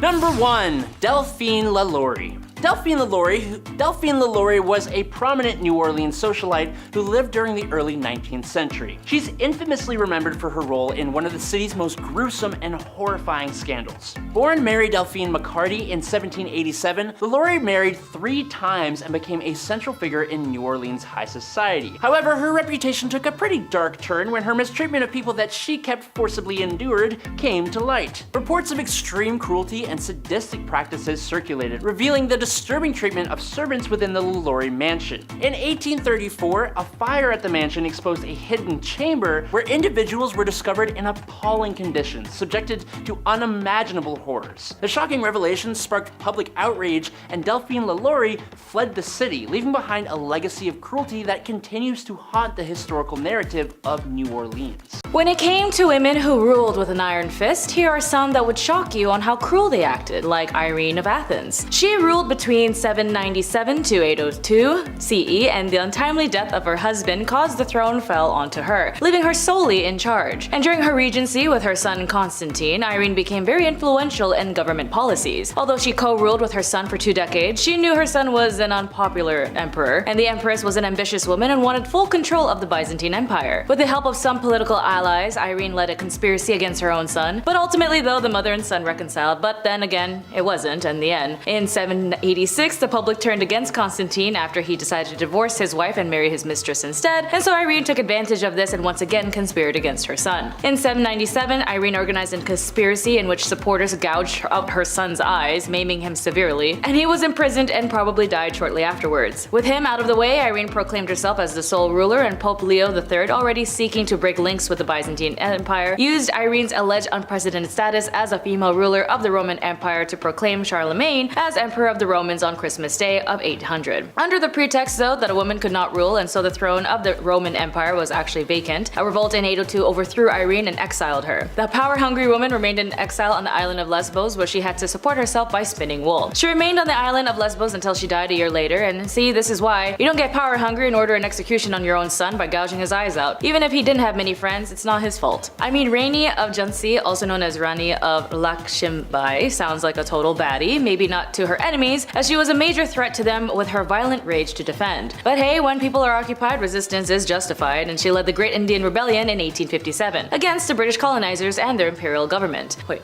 this is so cool. According to historians, she threw herself into battle with the reins in her teeth and a sword in each hand, and she besieged a fort where she massacred every British man, woman, and child. Yes, it was terrible for her and many of the Indian resistance, but when it came to colonizers occupying indigenous land, not gonna lie, what do you expect? Like every rebellion of indigenous people who had to resort to violence to protect themselves from people taking over their land, it kinda makes sense. And Rani, who had been noted as the Joan of Arc, well, Joan of Indian Arc, for her leadership and brilliant military tactics on attacking the British forces. Even Sir Hugh Rose, commander of the British Navy, used artillery to disarm the rebellion, but still even took note of her leadership and commandment and was really astonished by it. She assumed regency in place of her adopted son and rallied forces with the help of the Tatia Tope. She died valiantly fighting against the British to her last breath, and not gonna lie, my kind of woman. What was that mean from Cowboy Bebop? I love that kind of woman that can kick my ass. Something like that. I mean, aside of a woman with the right intention and protecting her people, Queen Rana Valnona was a bit of the opposite. She was more of a tyrant than a ruler who had the intention to liberate her people. I mean, in reality, the only thing that the people need to be liberated from was from her. She had once ruled Madagascar and had no doubt she was as fierce as she would have done anything for her kingdom when it came to outsiders and people who came to her land by force. And you guessed it, I'm talking about European colonizers. You see, Queen Rana Valnona was the first to rule after her husband, King Radama, after he died. During her reign, she got her uncle executed to protect her power, and some records state that she had ended her own mother's life by subjecting her to extreme hunger. She self-proclaimed herself as ruler as a message by the gods, and when she ruled, she had the people's population go from 5 million to half that number. During the 33 years on her reign on the throne, she isolated the island and seized much of its trade and goodwill exchanges with the African people to the west. She also, with her critics, she forced them to eat poisoned chicken skin and vomit it back up. If they survived the ingestion and regurgitated, they also proved that they were loyal to her, and if they died, it proved that they were secretly disloyal, and her deaths were warranted. It took the island nation decades to recover what was lost under her rule, and in her reign had killed and chopped off the heads of French and British missionaries and even boiled Christians of Madagascar alive. She killed her rivals in any way that she could and was just very picky, and considering the population was cut in half, she really did pull a Thanos. And speaking of Thanos, Wu Zetian also tried to do the same, but with her family bloodline. Emperor Wu's rise to power was achieved through cruelty and calculated tactics. A popular conspiracy theory stated that she killed her own baby girl and blamed it on Gaozong, an empress, so that the empress would be demoted. Even so driven with power that when her eldest son was the crown prince and became the crown prince, began to assert his authority and advocate policies, he suddenly died in 675, and many suspected he was poisoned by his own mother. His next heir and kin kept a low profile, or tried to, but then Empress Wu accused him of plotting of a rebellion and was later on banished, which was going to kick her in the butt later, as eventually a palace coup took place and forced Empress Wu to yield her position, and so the next day, her son Zongzong was restored to the power and the Tang dynasty was formally restored. Still considered the golden era, the Tang dynasty thrived as a high point in Chinese civilization and a golden age of cosmopolitan culture, and with the trades and the land trades alongside the Silk Roads, maritime trades by sea, the Tang was able to acquire and gain many technologies and cultural practices and rare luxury items. And it was all thanks to the decision of getting rid of one power-obsessed empress. When it came to Queen Tamar of Georgia, or also known as Tamar the Great, she reigned from 1184 to 1213, as she is also known as the saint of the Georgian Orthodox Church, as she had appeared for her work in creating the Golden Age of Georgia. Together with her father, King George III, ruled the land until his death, and she ascended to the throne after defeating the nobles who dared to question the reign of a woman, and Tamar then killed all the clerics who questioned her and also replaced them with obscene lawyers that only aligned with her politically. She then married Russian Prince Yuri, who was an excellent military commander and helped her expand the Georgian territory, but unfortunately for Prince Yuri, he was not loyal. He was a big womanizer.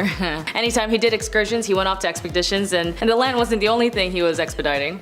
So Tamar found out and she banished him for breaking her trust and her heart. I mean, he did what he was set out to do, but you know, these princes ain't loyal. Elizabeth Bathory was a Hungarian noblewoman and alleged serial killer from the family of Bathory who owned the land in the Kingdom of Hungary. Bathory and 4 of her servants were accused of tormenting and killing hundreds of young and old women between 1590 and 1610. During her arrest, it is commonly believed that Bathory was caught in the act of torment and she was having dinner at the time. Most of the witnesses testified that they heard the accusations from others but did not see it themselves. The servants confessed under torment, which is not credible in contemporary proceedings. See, the accusations of killings were based on rumors, and several authors have argued that Elizabeth Bathory was a victim of conspiracy. Similarly, during the Salem witch trials, many people insisted that they saw accused witches of flying through the sky, and clearly neither things happened and are possibly formed of mass delusion or self-interest lies. Historians are therefore extremely careful in how they treat the eyewitness account of this sort of given possibility and collective in reinforcing the delusions of Elizabeth of Bathory. And when it came to Laura Bullion, also known as the Rose of the Wild Bunch, was a female outlaw who ruled the association with the Wild Bunch Gang, a notorious group of American outlaws led by Butch Cassidy and the Sundance Kid during the late 19th and early 20th century. Laura Bullion was born in Knickerbocker, Texas in 1876, and her family moved to the mining town of Moab, Utah, where she grew up. Laura became acquainted with the members of the Wild Bunch, including Butch Cassidy, the Sundance Kid, and another bunch of notorious outlaws. She developed a romantic relationship with Kid Curry, a member of the gang, and Laura Bullion participated in various criminal activities with the Wild Bunch, including train and bank robberies. She was known for her sharp shooting skills and her involvement with the gang's illegal enterprises, and in 1901, Laura was arrested in St. Louis, Missouri with her involvement with a train robbery. Although she ruled the Wild West with a pistol and a keen eye for targets, she eventually was sentenced to 5 years in prison, but she only served for 3. After her release from prison, Laura Bullion decided to lead a more law-abiding life, where she lived in an assumed name in Memphis, Tennessee, working as a housekeeper. Laura Bullion then passed away in December 2nd, 1961 in Memphis, Tennessee at the age of 85, and her death went largely unnoticed by the public. When it came to Empress of Julia of Agrippina, she was one for the list as one of the most terrible mothers, as unnecessary rulers who ruled under the guise of power by using their child. Yes, Empress Julia Agrippina of Rome regularly tried to overthrow her son. Agrippina the Younger was an ambitious person as far as the Roman rulers go, and she was once the first Roman empress. Although she spent much of her early years trying to dispose her predecessors, she truly believed that she and her son had the birthright claim to the empire, and manipulated her uncle Claudius into changing Roman laws about familial marriage so that the two could wed. Claudius' demise had been surrounded by mystery, and some sources claim Agrippina killed him. Together with her son Nero, she ruled Rome from 49 to 54 CE. Eventually, Nero grew tired of her manipulations and forced her out of power. She attempted to organize political opponents against her son, and he himself had her expelled. Jiang Qing, Lady of China, also known as the Mother of Communism, also known as the Madame Mao, the Chinese Communist revolutionary and actress and major political figure, was the 4th wife of Mao Zedong. She ruled as one of the architects and members of the Band of Four at the top of the Communist Party, and oversaw the destruction of China's ancient culture, art, literature, and agriculture. And although some might see that maybe some of their actions were misled, I'm talking about the villages and tribes spread out throughout China that didn't have a choice in associating with the communist regime. Mao's government had led to the famine and death of over 500,000 people, although it might be noted even more, and Jiang's was accused of fomenting the widespread civil unrest that had gripped China during the Cultural Revolution, but she refused to confess her guilt. Instead, she denounced the court and the country's leaders, and she received a suspended death sentence, but in 1983 it was commuted to life imprisonment. In the end, though, at the age of 77, she took her own life in the bathroom of a hospital, leaving a note.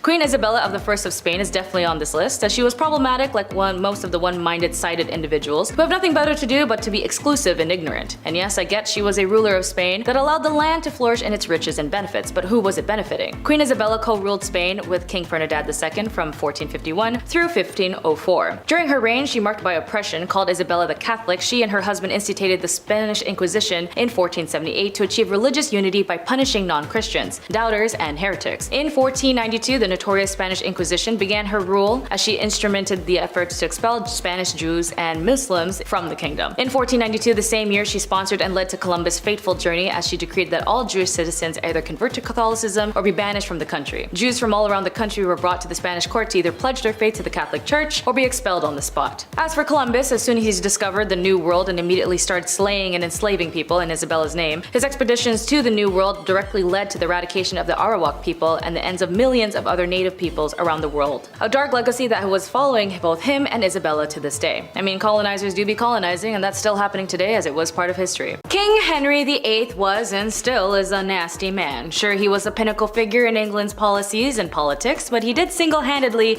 disrupt century-old systems just to marry somebody else. And more than once at that. And it wasn't just the fact that he was marrying multiple wives, it's the fact that he wanted to divorce a wife for a new one, and some of these divorces were cut off one way compared to the other.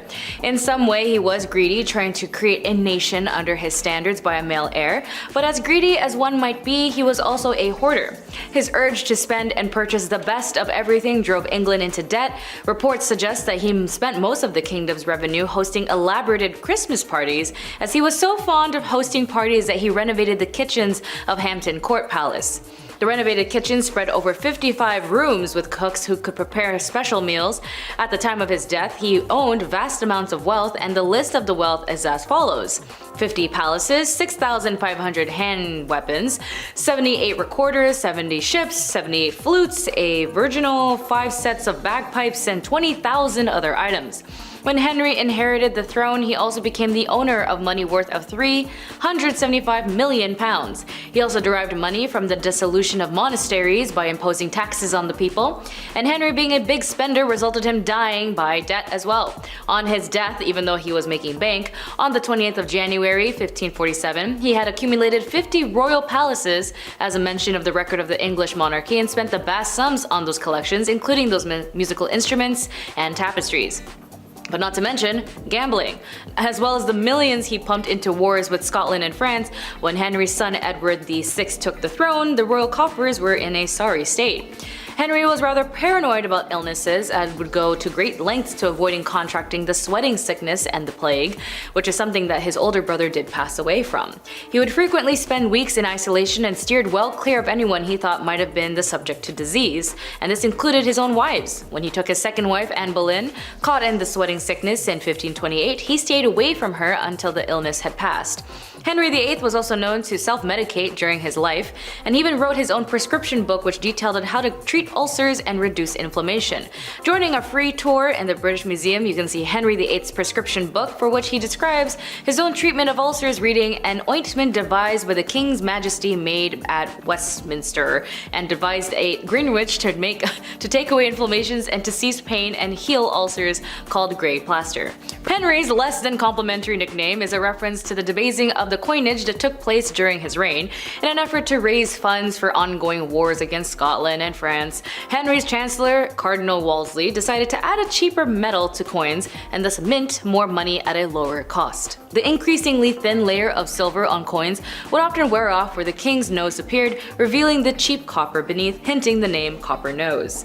Music was Henry's greatest passion, and he was not without musical talent. The king was a competent player of various keyboard, string, and wind instruments, and numerous accounts attested to the quality of his own composition. The Henry VIII manuscript contained 33 compositions attributed to the King's VIII's whatever it's called, and rumors have been long persisted that the traditional English folk song Greensleeves was written by Henry for Anne Boleyn, but scholars have confidently ruled out this theory, as Greensleeves is based on an Italian style that only arrived in England long after Henry's death. But fun fact, Henry did have perfect pitch. Speaking from the bank, he'd spend on the people's taxes for meals, and he ate a lot.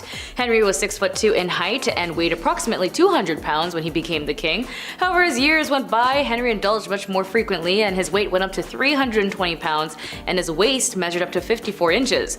He consumed about 5,000 calories daily, and Henry overweight to the extent that his body couldn't bear his weight anymore. A medical device was constructed to get Henry out of bed, and this device was assisted in getting him off his horse during the later years of his life. Henry became so obese as a result of not being able to exercise as much because of a bad jousting accident, which reopened and worsened a previous injury he had incurred earlier in life. At the time of his death, he weighed 400 pounds, and the measurement for his final set of armor showed that his waist expanded up to 58 to 60 inches in the last years of his life. He developed several health complications as a result, and during his last days he developed ulcers on his legs which were constantly opened and infected. Henry VIII may have also written a theological treatise called Defense of the Seven Sacraments. This was written as a reply to Martin Luther, a criticism of the Catholic Church, and particularly to Lutherans' theology treatise Prelude on the Babylonian Captivity of the Church, which criticized some or all of the Catholic sacraments and attacked on the papacy. After all, Henry had a lot of beef with the Catholic Church. Henry was excommunicated from the Catholic Church in 1538. Excommunication means refusing to give someone communion and disallowing them from being involved with the Church. King Henry VIII authorized the Great Bible, the first authorized edition of the Bible in English, to be read aloud in church, and it was completed in 1538 and went through revisions between 1540 and 1541. Between 1536 and 1541, Henry VIII disbanded monasteries, as we know, had taxed the crap out of them, other Catholic religious houses, and appropriated their income. The monks who surrendered their rewards, while those few who resisted were executed, and Henry's last words were allegedly monks, monks, monks, as this seems pretty strange as at face value, but it makes more sense when you consider the dissolution of the monasteries. Now, I'm not talking about a specific body count when I say this, but which is pretty obvious of his outrageous relationships and the conquest of the male heir, even though throughout his rule he still kept this ruthless behavior, as Henry VIII ordered the death of roughly 72,000 of the English people through the capital punishment during his 38-year reign. Many of whom, including those monks earlier, were being members of the clergy or ordinary citizens and nobles who had taken part in uprisings and protests up and down the country. Victims of the king's reign were either executed by him or killed in his name. The category of the penalties were placed into three sanctions: heresy, treason, and denial of his royal supremacy as the head of the English Church. Of course, this is due to the fact of his other body count. Having to remarry multiple times was considered a big no-no, as the Vatican as a king could not have a queen if the previous was still living. But in the case instance of Catherine, his first wife, she was considered too old to bear any more kids, which is why he married Anne Boleyn. It was reasonable enough for him to break off from the church and make his own. Of course, the people loyal to the church did not approve of this, and had heavy criticisms of the king's decisions, as he would constantly marry, behead, and remarry every woman who came along, claiming they could birth him a son. Although scholars believe it could be roughly 52,000 to 72,000 people he could have executed during his reign, it still doesn't change the fact that you didn't know how to chill on the idea of Y chromosomes in your genome, or lack of, which is why he couldn't probably bear a son. Still, he was able to have one as Edward was born. But still, it doesn't justify the killings of so many people. Either way, his bloodthirsty rampage, he was able to give England one of the greatest rulers of their time, Queen Elizabeth I. And fine, I'll talk about that body count. Yes, of course, when it came to Henry, we gotta talk about the one specific fact that everybody knows him on, was the fact that he couldn't keep to himself. Henry VIII's womanizing reputation has lasted throughout history thanks to his 6 infamous wives and mistresses. In spite of this reputation, we only know of 3 specific mistresses, one of being Anne Boleyn's sister, Mary. Because divorce wasn't allowed within the Roman Catholic Church, Henry wasn't allowed to divorce Catherine of Aragon and remarry Anne Boleyn. To get around this, Henry broke with the papacy in Rome and established a Church of England instead. There's a common belief that Henry married and discarded his 6 wives in quick succession, but that's not exactly true. He married his brother's widow, Catherine of Aragon, when he came to throne at 17 because he passed away from sweating illness. He died. He married his brother's widow, who passed away from a very young age due to the sweating sickness that I mentioned earlier, and so Catherine of Aragon became his wife at the age of 17. Good guy, Henry, as they remained married for nearly 24 years.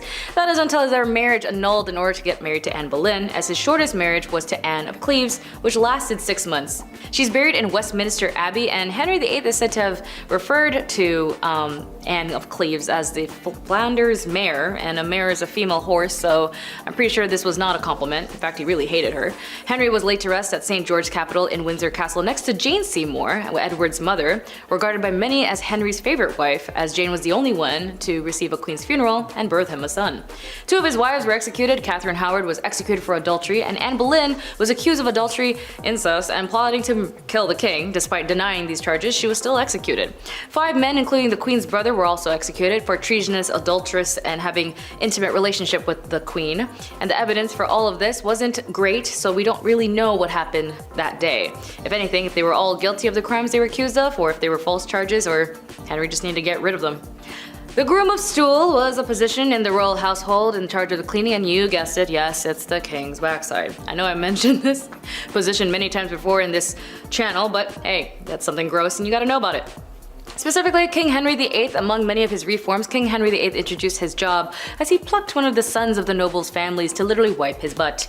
And although this is a very odd and specific job for a male kin to do, there might have been a suspicion it was to teach a relative who he didn't like that I can make your offspring kiss my kiss my butt. Or maybe the reason he wanted to do so was because maybe family is the only people you can trust. However, those graced with this position would also be required to watch his diet, document them, and then be ready once those bowel movements cha-cha'd their way down. They didn't have baby wipes or baby powder, but they did have to make sure it was clean and dry. They also had to wipe down his buttocks with a sponge or a wet nurse, or just be a glorified butt washer. They were also responsible for helping him urinate and defecate by providing a wash basin, or for them just to use a regular old pot. And considering how unhygienic the medieval times were, I don't think they had latex gloves to protect themselves. This job was actually considered a very respectable job, as this was a direct intimate access to the king. He would live in the castle and earn a great salary, and this tradition King Henry VIII created would then be an ongoing career for the next 400 years. To be fair, this job is equivalent to many medical positions now, as they do, or at least they should pay them well, but at least that's what we should know when it comes to history. Number 10 in our countdown is Julia Get a Grip Agrippina. When the Emperor Claudius's wife, Melissa, became entangled in an adultery scandal, the power position of the Roman Empress was suddenly wide open in the year 49. Julia Agrippina, exiled for a conspiracy against her first husband and widowed from her second that she was believed to have poisoned, concocted a scheme. In an outrageous maneuver, she seduced her own uncle Claudius to become his fourth wife. She didn't stop there, however. She then had her uncle husband make the son she had had in her prior marriage, Nero, his heir by marrying him to his own daughter from his previous marriage. Whew, now that's quite a family tree. Taking the title Augusta, she maintained a stronghold over political and household affairs, considering herself a co-ruler to her husband. After Claudius died from eating poisoned food, which is how her prior husband died, so make the connection there, Nero became a Roman emperor and would forever change Roman history in his time of rule. However, Agrippina could only hover above her son for so long, and his annoyance of her invasiveness grew. Nero chose to assassinate his mother with a trap, a boat set forth on the Bay of Naples designed to sink. But when it did, she swam ashore. Nero changed his plans and had his soldiers invade her summer home to do the deed instead. Number 9 in our countdown may be one of our most badass queens, Empress Theodora, from street busker to top dog. Syrian-born Theodora starts her journey as an actress, dancer, and mime alongside her two sisters in the late 400s, something she abandons by age 16 to be a mistress to a Syrian official, and she travels much of North Africa with him before his maltreatment and temper made her settle down in Egypt alone, where she took up wool spinning. It was here she met Emperor Justinian, and the two fell in love, and after Justinian changed some laws so that they could marry, they began co-ruling the Byzantine Empire together. So, what made her mad, you may ask? Her ideals and the smearing that they led to through history. She was historically known for supporting religious freedoms, women's rights, and the education of the masses. Her decisions, which reflected her opinions, led to the Nicaea riots of Constantinople. She intervened and was able to persuade her husband to stay. The two successfully quelled the revolt, and in turn, she made Constantinople one of the most sophisticated cities in the world and promoted women's equity. Theodora's name appears in almost all the legislation passed during the period, and she received foreign envoys and correspondence with foreign rulers. Her husband died in 1527 AD, and Theodora took sole control of the Roman Empire. Under her reign, bridges, aqueducts, and churches were built. Theodora died of cancer on June 28, 548 AD. She and Justinian are both considered saints by the Eastern Orthodox Church. The she-wolf of France is in number 8 of our countdown. Her actual name is Queen Isabella of England, and she was famously married to the closeted Edward II. Acting as a beard to someone who doesn't love you would be hard enough, but the two did also have to produce heirs together. One would be the future King Edward III. Queen Isabella was in a desolate and lonely situation, especially as her husband's two male suitors, Piers Gaveston, who he gifted her jewels to, and Hugh Despenser, who was a wildly hated extortionist, were always his preferred company. So she rounded up some spiteful nobles, first killing Gaveston by beheading, and then driving Despenser from the country and redistributing his wealth. King Edward unsurprisingly was upset and sieged against those who had contributed to the death and exile of his lovers, all whilst his wife took cover in the Tower of London. It's here she met exiled British traitor Lord Roger Mortimer and started her own affair. She had him broken out and sent to France, where she later joined him and with her son, and then sent Edward a letter that essentially said, "Suck it." The anger at having been cast aside turned into burning desire for vengeance as Isabella invaded England with her new husband and army and usurped the throne, where she and Mortimer then ruled until her son came of age and had her dethroned for her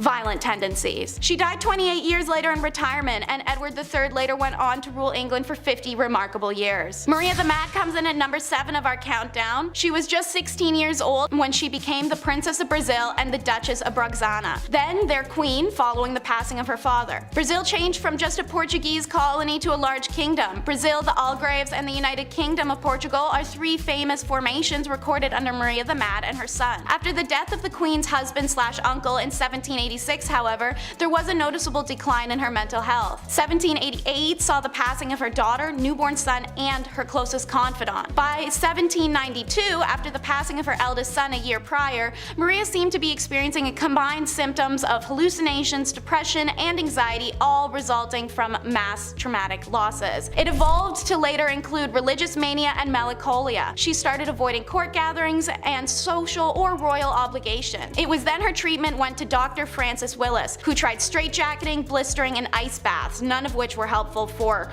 obvious reasons. After treatment for more than 5 years, he declared the disease was incurable. By 1792, Maria was no longer a capable ruler and deemed insane. Courts pushed her son John to take over the government ruling, but he delayed until he finally took the throne in 1799 for a truly tragic reason. There was just no longer any possibility that his mother would ever recover her senses. If the nickname Maria the Mad wasn't already taken, then this next Maria named monarch would have snatched it up. In at number 6 is Maria Eleonora of Brandenburg. Maria Eleonora was born in 1599 to Prince of Brandenburg and Anna, Duchess of Prussia. She grew up pampered, and Maria Eleonora was the it girl of the 17th century. All-powerful monarchs fell over themselves to marry her. While she was dismissive of the 22-year-old Swedish king Gustav Adolphus initially, in 1620 she changed her tune as she had apparently fallen in love with him practically overnight. And so they were married. With the king so frequently risking his life in battle, it became imperative that his wife produce a male heir, so Maria had to hanker down and focus on the baby-making business. Maria experienced 3 stillborn children consecutively before the successful birth of her daughter in 1626. It was a rare break in battle, so her husband was there to excitedly greet his daughter. Maria, however, had a very different response. Her baby was born with the condition fleece lanugo,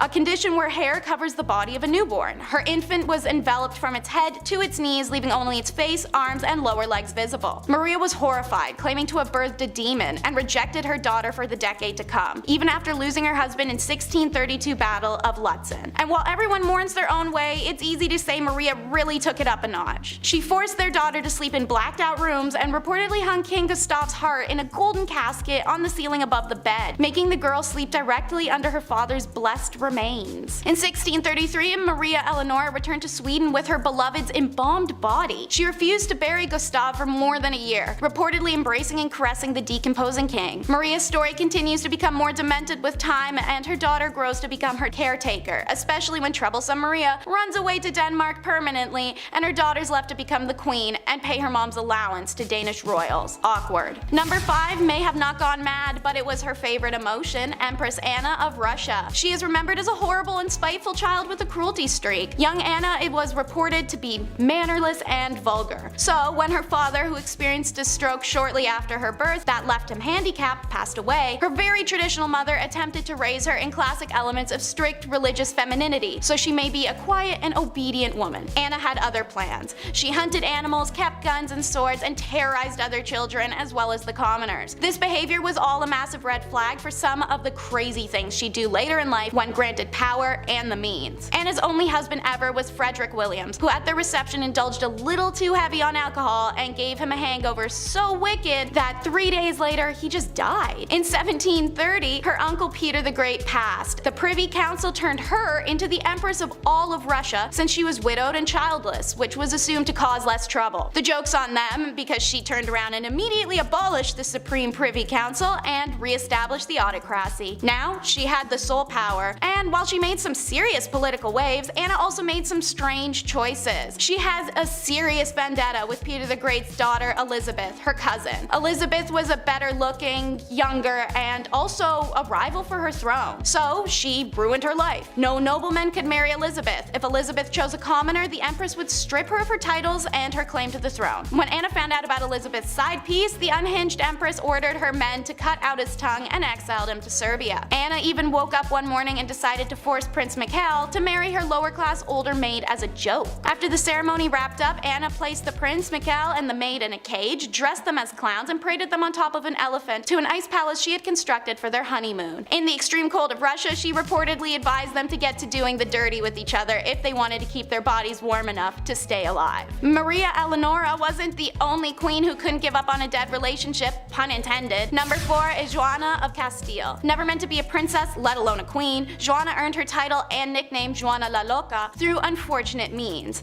She had 2 older siblings, Isabella, who passed in 1498, and Joan in 1497. Joanna's mother, the formidable Catholic monarch Isabella I of Castile, passed away in 1504. This left the throne of Castile and Leon to Joanna when her father passed in 1517. Joanna had started exhibiting signs of mental instability in 1504 when her mother had been sick. She was struggling to eat or sleep and having outbursts of anger. One such example was when she wished to go see her husband in Flanders. The journey would take her through France, which Castile were at war with at the time. When she was prevented from leaving for Flanders, 24-year-old Joanna flew into a rage. Perhaps one of Joanna's most notable displays of mental instability occurred when her husband died in 1506. Joanna refused to part with her deceased husband's remains for a disturbingly long time, reportedly opening the casket to kiss or embrace him. I'm seeing a pattern here with some of these women. While pregnant, Joanna traveled with her husband's body from Burgos to Granada, a distance of 668 kilometers, which would take around 6.5 hours to drive in a car today. And talk about a romantic imbalance. While she did all of this posthumously, when her husband Philip was alive, he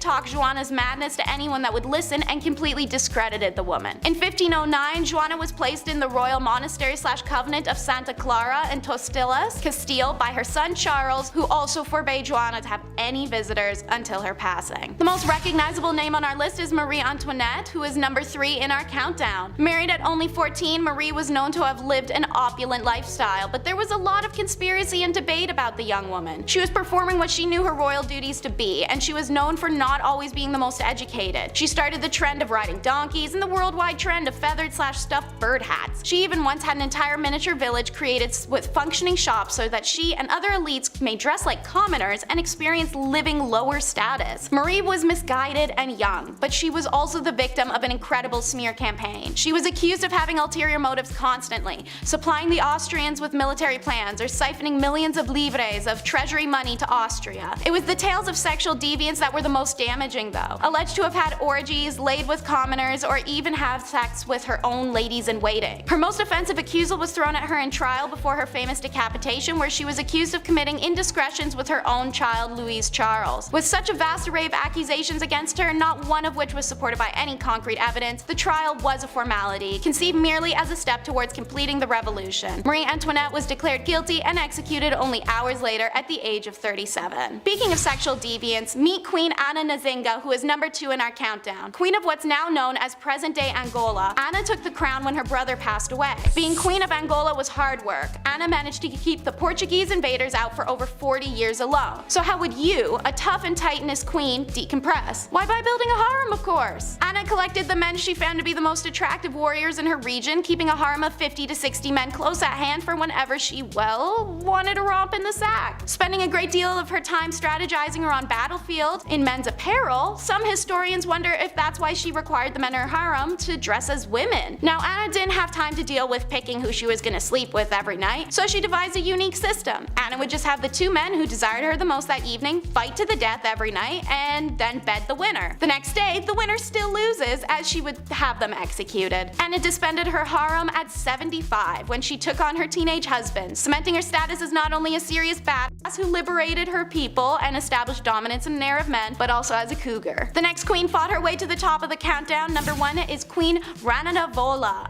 the First. During her reign of Madagascar, Queen Rananavola the First is remembered as a dangerous tyrant who ruled her island nation with cruelty and an iron fist. Rananavola was a merciless to those who tried to colonize her nation, but also to those inhabiting it. Should crimes, disputes, or discourse arise, Rananavola had a nifty trick to solve it called trial by ordeal. Both parties would be forced to ingest 3 pieces of chicken skin alongside a poison taken from a native plant, Tangena. Throw up your chicken skins and you're proclaimed innocent. Hooray! If you didn't, you were guilty and to be put to death, if the poison didn't kill you first. This trial was one of the punishments used in her persecution of Christian colonists, alongside throwing people into rock quarries and live dismemberments. Her horrific list really will go on. Rananavola was such a deadly tyrant that the queen managed to reduce her country's population from 5 million people in 1833 to 2.5 million in 1839. line, all through means of war, executions, religious persecution, or just settling scores. Depicted as a deranged tyrant even after her death in 1861, many have tried to repaint her image as one of a driven ruler trying to keep her culture and country independent from those trying to grow their own selfish empires. It might be too clever to talk about Lizzie Borden as a pun, but I'll ask you guys about that later. Sorry. Anyways, Lizzie Borden was an American woman who was tried and then later acquitted for the axe murderers of her father and stepmother in Massachusetts. Lizzie was very religious and would go to church and do church activities, teaching Sunday school, etc., etc. 3 years later, after her mother passed away, her father remarried to Abby Gray. Lizzie didn't like Abby that much because she suspected Abby's goal was her father's money, and as tensions grew, even more when Andrew would gift real estate to his new family's wife and their stepmother received a house. The night before the murder, their uncle visited their father to discuss property transfer, which placed more tension.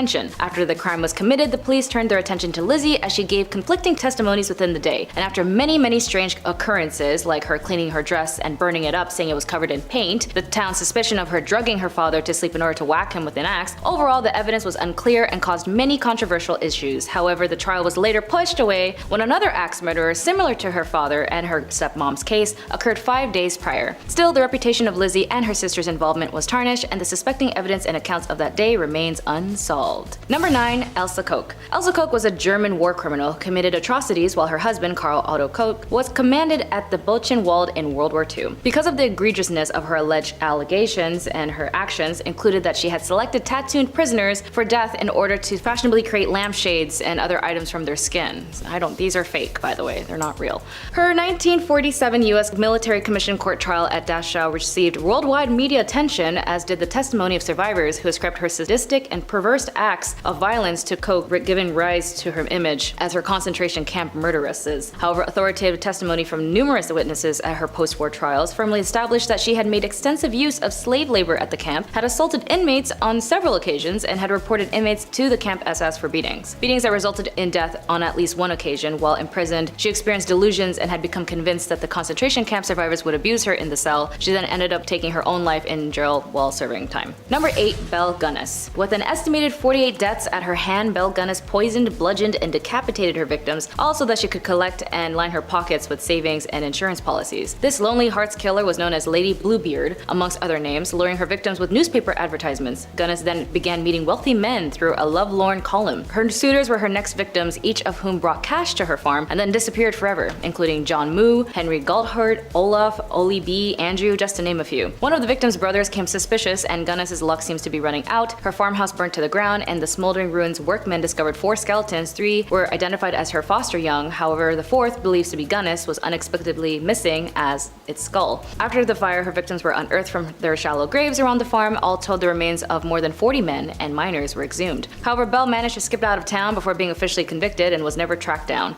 Her death has never been confirmed. Number 7. Countess Elizabeth Bathory. I don't know if you've seen the tales of Snow White and how there was this once evil queen who yearned for eternal beauty, but like all fairy tales come from the stem of truth. Countess Elizabeth Bathory was a Hungarian noblewoman who was an alleged serial killer from the family Bathory, who owned a land in the Kingdom of Hungary. Bathory and 4 of her servants were accused of torturing and killing hundreds of young and old women between 1590 and 1610. During her arrest, it is commonly believed that Bathory was caught in the act of the torture, but the reality was that she was just having dinner. Most of the witnesses testified that she had heard the accusations from others, but did not actually see it themselves. The servants confessed under torture, which is not credible in contemporary proceedings. The accusations of the murder were based on rumors, and as there is no documents to prove that anyone in the area complained about the Countess, in this time period, if someone was harmed, or let's say someone stole something, a letter would be written out as a complaint. Several authors have argued that Elizabeth Bathory was a victim of conspiracy. Similar, during the Salem witch trials, many people insisted that they saw the accused witches of flying through the sky. Clearly neither thing happened and are possibly a form of mass delusion or self-interest lies. Historians are therefore extremely careful in how they treat eyewitness accounts of this sort, given the possibility for collective and self-reinforcing delusions.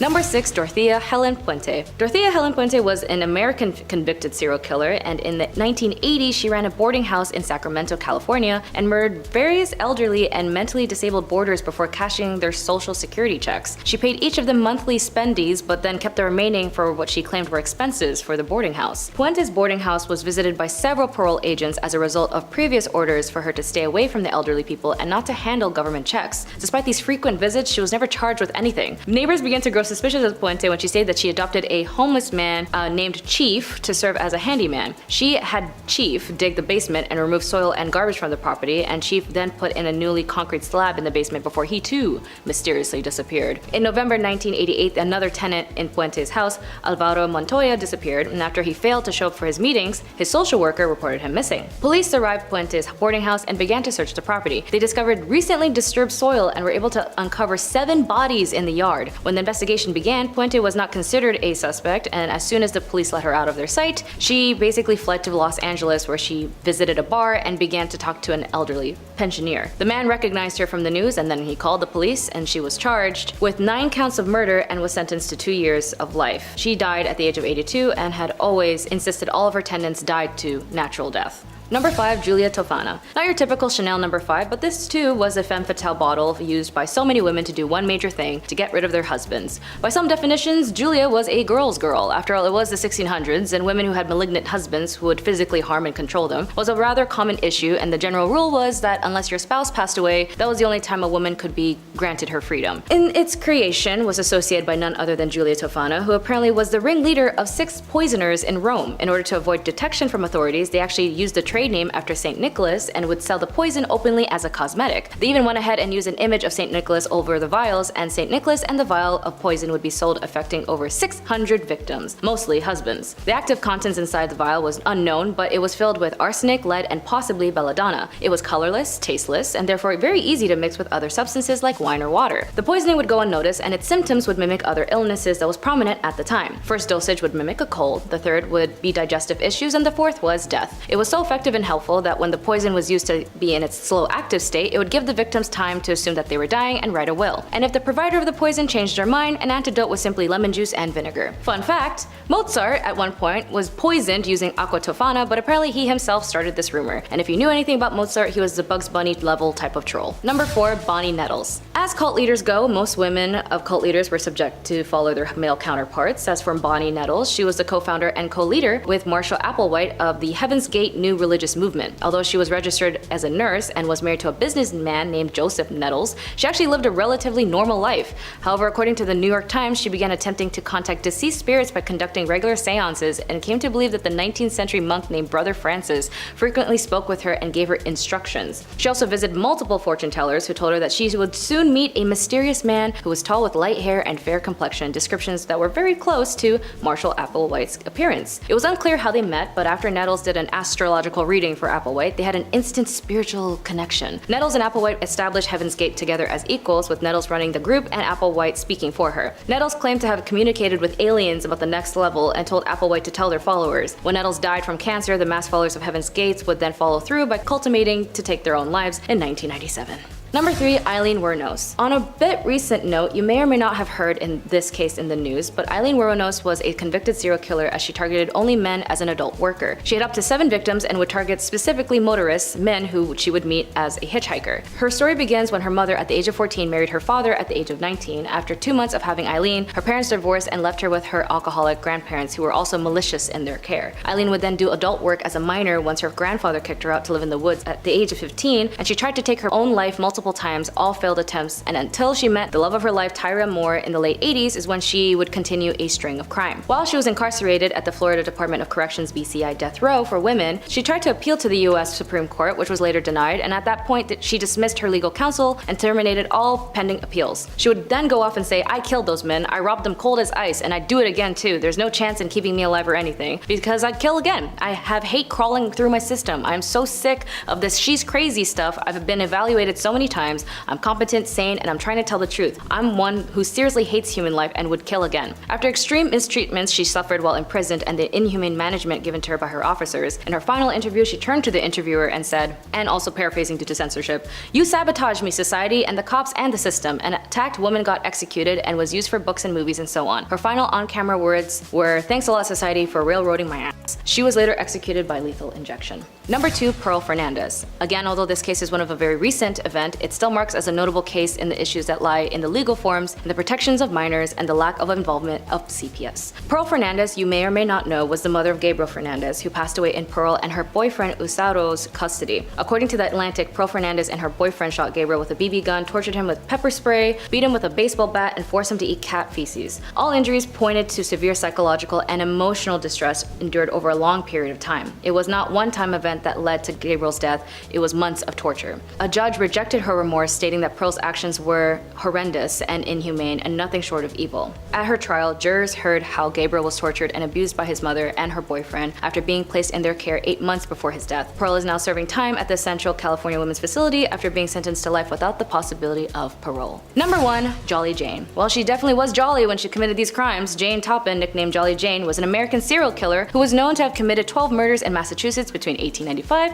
and 1901. How did she commit these? Well, she was a nurse, and her objective was oddly enough to target patients and their family members. Doctors who hired her thought of her as one of their best nurses, but today psychiatrists say that she was one of the most unusual serial killers in history. She was born and raised in the Boston Female Asylum, where unwanted female children were often abandoned. There she was adopted by Ann Toppin, where she was under foster care until she was 18. At this point, she then pursued nursing at Cambridge Hospital in Boston. It was here where she stated her interest in the patients was ought to be taken care of. She grew emotional attachments to them, and if she really liked them, she would fake their medical documents to force them to stay longer at the hospital. She would then also dose her elderly patients with opium to see how they react with the drugs, and then upping the dosage each time. She would also watch them slowly succumb to their death, and she would also mix different types of poisons with her patients and other drugs to stage a sickness and nurse them back to health. Very similar to the Gypsy Rose Blanchard case, where her mother Dee Dee had a mental illness known as Munch-Austin syndrome by proxy. This mental health condition is basically where a caregiver makes up or causes an illness or injury in a person under their care, such as the young or the elderly adult, or a person who has a disability. Because vulnerable people are the victims, MSBP is a form of multiple harm cases. Jolly Jane also had a masochistic side, as she would even get into the bed of her patients who were suffering until they died. She wasn't caught until she used a metallic-based poison on a victim, which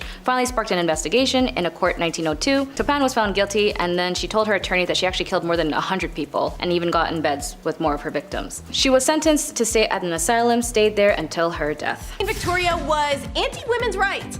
Isn't that fun? Queen Victoria, who ruled England from 1837 until 1901, was in the perfect position to be the forerunner for the women's movement. Meanwhile, she's up in her office writing letters stating that the movement of the present day to place women in the same profession as men was mad and utterly demoralizing. She stated a woman's place was in the home and also condemned the idea of a woman becoming doctors or any career. In a letter written by Victoria to her uncle Leopold, King of the Belgiums, she wrote that her husband Albert grows daily fonder of politics and business and is wonderfully fit for both, and I grow daily to dislike them both more and more. We women are not made for governing, and if we are good women, we must dislike these masculine occupations. Y'all, the Queen wrote that. In 1850, the Queen was faced with the Women's Franchise Bill passing in Parliament and began a very lengthy correspondence with Prime Minister William Gladstone, letting him know about her strong aversion to these so-called erroneous rights of women, and that she felt so strongly upon this dangerous, unchristian, and natural cry and movement of women's rights that she is most anxious that Mr. Gladstone and others should take some steps to check this alarming danger. Let woman be what God intended, a helpmate for man, but with totally different duties and vocations.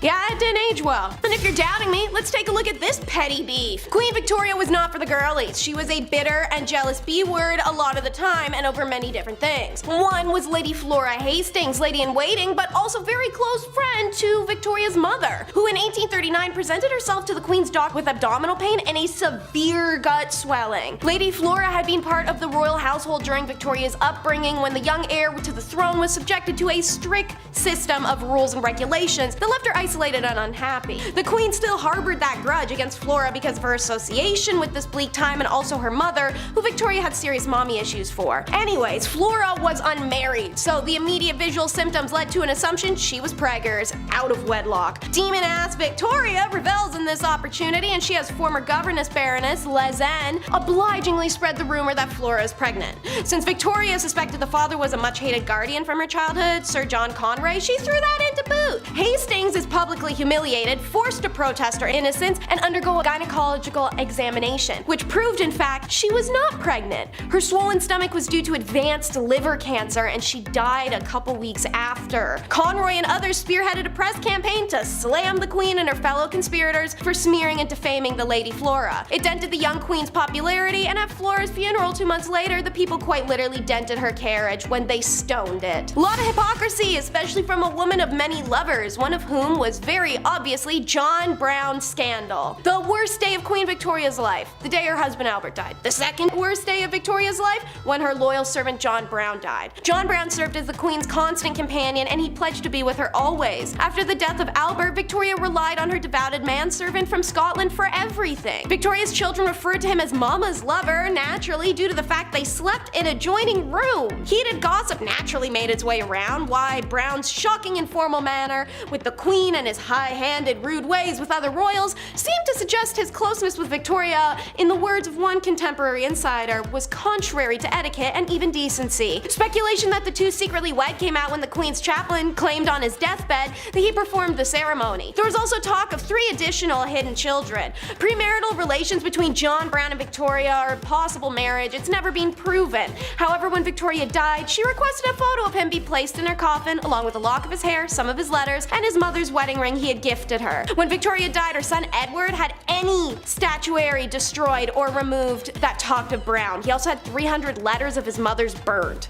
The British monarchy has been known to be better than the KGB at covering up its scandals and destroying evidence, and Abdul Karim is a great example. The portrayal of Karim in Western biographies is that of a rogue who manipulated the Queen for wealth. Naturally, that's the classic British racism that brought us colonialism. Abdul was only 24 when he arrived in England, but Queen Victoria was smitten by the young man's intelligence, charm, and seriously hardcore work ethic, and admittedly his height. Victoria upped his status by making Abdul her teacher in the language of Urdu. In return, he introduced her to curry, Urdu writing, and even hookah. That's right, they were hotboxing castles, guys. The court was meanwhile repulsed. Abdul was Muslim and supposed to be a servant, and yet he was closer to the Queen than anyone else in her immediate circle. 4 decades his senior, Victoria brought Abdul with her on all her trips and treated him as a close companion. While a romantic relationship is insanely unlikely, the Queen was signing her letters as dearest mother to Karim, the two surely had a special bond. The English courtiers hated him, and Victoria chose to ignore that snobbish and racist behavior by forbidding it. Naturally, it doesn't make it go away, but it means it didn't happen in her presence. In her final wishes, she was quite explicit. Karim would be one of the principal mourners at her funeral, an honor afforded to the monarch's closest friends and family. Victoria could not control what happened to the Munshi from beyond the grave, but she did everything in her power to mitigate the treatment she presumed that the family would inflict. Queen's fear is justified. Upon her death, Victoria's children worked swiftly to evict her mother's favorite advisor. Edward sent guards to the cottage Karim shared with his wife, seized all the letters from the Queen, and burnt them on the spot. They instructed Karim to return to India immediately, without any fanfare or farewell, and Victoria's daughter Beatrice erased all reference to Karim in the Queen's journals. An effing commitment given Victoria's decade-plus relationship with them. The royal family's eradication of Karim was so thorough, a full 100 years would pass before an eagle-eyed journalist noticed a strange clue left in Victoria's summer home on a tour. Her consequential investigation led to the discovery of Victoria's relationship, the worldwide attention of it, the novel, the movie, and the finding of his heirs. Meanwhile, when the Queen didn't like you, it was back to the usual political agitation and request denied. In 1822, after a few small-time jobs in the Tory governments over the years, Robert Peel became Home Secretary, where he famously established Metropolitan Police Force for London and reformed criminal law to reduce the number of offences punishable by death and educate prisoners. In 1834, 3 years before the events of Victoria, Peel became Prime Minister of a minority Tory government. Though his government struggled to pass legislation against the majority rival Whig Party and eventually resigned in frustration after just 100 days or so in power. Then in 1839, Peel got the chance to form the Tory government by Queen Victoria, but he asked in return she replace the Whig ladies of her household with Tory equivalents. Said ladies in waiting were her friends, and many were married or related to the Whig ministers and MPs. So Peel refused to form government, and Whigs returned to power. The Whig government was limping, but Victoria was passionately attached to Prime Minister Lord Melbourne and also refused to dismiss her female friends. It took the royal wedding of Albert and a failed attempt on their lives in the following year to revive the hatred that this gathered her from the public. And speaking of, Miss Victoria gave the progressive prime ministers endless hell, while lapping up the flattery of her favorite prime minister Benjamin Disraeli, who famously admitted he laid it on with a trowel. She never hid her intense dislike of William Gladstone. His approach to the PM role was progressive social policies, and she absolutely hated it. And his proposed plan for Irish Home Rule, which she considered a threat to her empire. Any name she could toss, she would. A mischievous firebrand, arrogant, tyrannical, obstinate, half-crazy, wild, incomprehensible old fanatic. More than a few observers sensed there was an element of jealousy in her enmity towards the people's William. He was always more liked than she was. When Gladstone won the 1880 general election, she announced to the world she would abdicate the throne rather than accept him as prime minister. Then offered two other liberal grandees the job who insisted Gladstone had to take it. Then she tried to force him to weed out the members of cabinet she didn't like. He refused. Her interventions failed to prevent her cabinets from achieving what they were determined to do, but she could wear them down. One of her prime ministers said handling her was like having a whole separate government department to deal with. But she just wasn't a pious wife or an eccentric widow. Queen Elizabeth was also a bad mama. Let's get it straight in clean-cut, open, honest terms. Victoria did not like children, but she loved the act of making them, especially with Albert. Unfortunately, she was wildly fertile, so you want one of those things. In those days, you got the other thing. She definitely seemed to be one of the women who lacked inherent biological maternal instinct. That's never a flaw, ladies. You aren't broken, just so you know. Because intercourse during pregnancy was believed to harm babies back then, it meant for the better part of a year she'd be banned from intercourse or even cuddling with Albert, the two things she wanted more than kids. It's honestly quite fair from her position that she resented her children between being deprived of her husband, not wanting children in the first place, and lacking a maternal drive. Victoria, we should remember, didn't also have much of an experience of a family life, and she was raised under isolated conditions. Victoria in many respects was an awful mother as a result. She couldn't help but view her 9 children as functional extensions of herself, expecting unquestioning obedience, and was bullying them about their failings. When Bertie, the future Edward IV, rebelled against the rigid system his parents devised for him, she called him backwards and lazy. And when Victoria, who had decided Beatrice would be the unmarried companion of her old age and forbade mentions of weddings in her presence, learned her daughter was secretly engaged, she was so angry she refused to speak to her for 6 months. She only relented when Beatrice agreed to live with her after they were married. This ain't just some fun and games, this is the Baccarat scandal. Queen Victoria's son, the future King Edward IV, was a notorious playboy and hedonist. His passions included eating, banging, and gambling, with the latter landing him in very hot water in 1891. It starts with a game of Baccarat during a party at the country home of a shipping millionaire. One of the players was Sir William Gordon Cumming, another infamous playboy who was once described as possibly the most handsome man in London, but certainly the rudest. Gordon Cumming was alleged to have cheated during the Baccarat game, an accusation he angrily denied. So as tawdy British gents, they have a tea and a chat and come up with an agreement that all players would say nothing of this grave offense if Gordon Cumming signed a declaration promising to never play cards again as long as I live.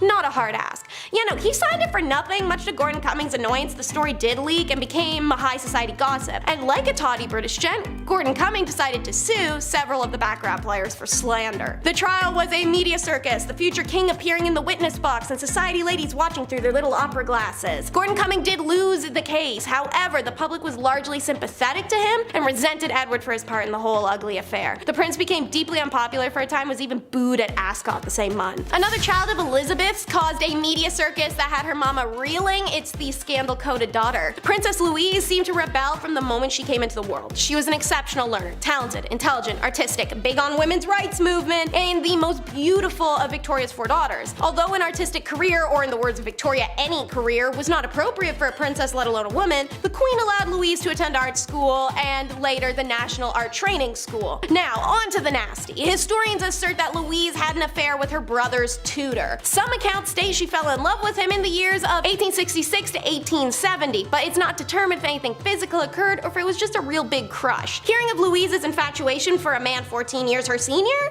the queen quickly dismissed him. Louise, after a couple years, had an affair with the tutor, Walter Sterling, and she purportedly gave birth to his child. As soon as Louise gave birth, the queen arranged for the boy's adoption by the royal gynecologist Frederick Locock. There's no documentation to uphold it. Why would they keep that? They're trying to hide it. Louise served as an unofficial secretary for her mother from 1966 to 1871 and worked closely with the Queen's assistant, private secretary, Arthur Bigg. Rumor has it that these two had an affair, yet the most scandalous rumor about Louise surfaced at the death of the famed sculptor Joseph Edgar Boehm. Tales spread of him dying in her arms as they made love. In 1890, Louise married a dashing John Campbell. They did have an unhappy marriage, no children, and grew apart. At this point, Louise became romantically linked to Edward Lutyens, Colonel William Probert, and an unnamed musician master, pissing off her mom all along the way. And because her children weren't causing Victoria enough problems, then came the Cleveland Street scandal. One of the most sordid scandals connected with the royals unfolded in 1889 when a post officer messenger was investigated on suspicion of theft because he was discovered to be in the possession of 14 shillings he could not have earned doing that job. The troubled youth is pressured to admit he had earned it in a male brothel. Bit of a big info drop, seeing as homosexuality was super illegal back then. The son of Albert Edward is named Albert Eddie Victor and was second in line to the throne of England at the time. At 21 years of age, he attended Trinity College where he made friends with Oscar Browning, a man known to favor attractive male undergraduates, and was also connected to said male brothel the police just found out about. When the police uncovered then questioned those working in the brothel, apparently some names came out. Eddie's. His father intervened in the investigation and no evidence against Eddie could be found or proven. That and the Cleveland Street investigation led to some working boys being given suspiciously light sentences. So there's press speculation that the indescribably loathsome scandal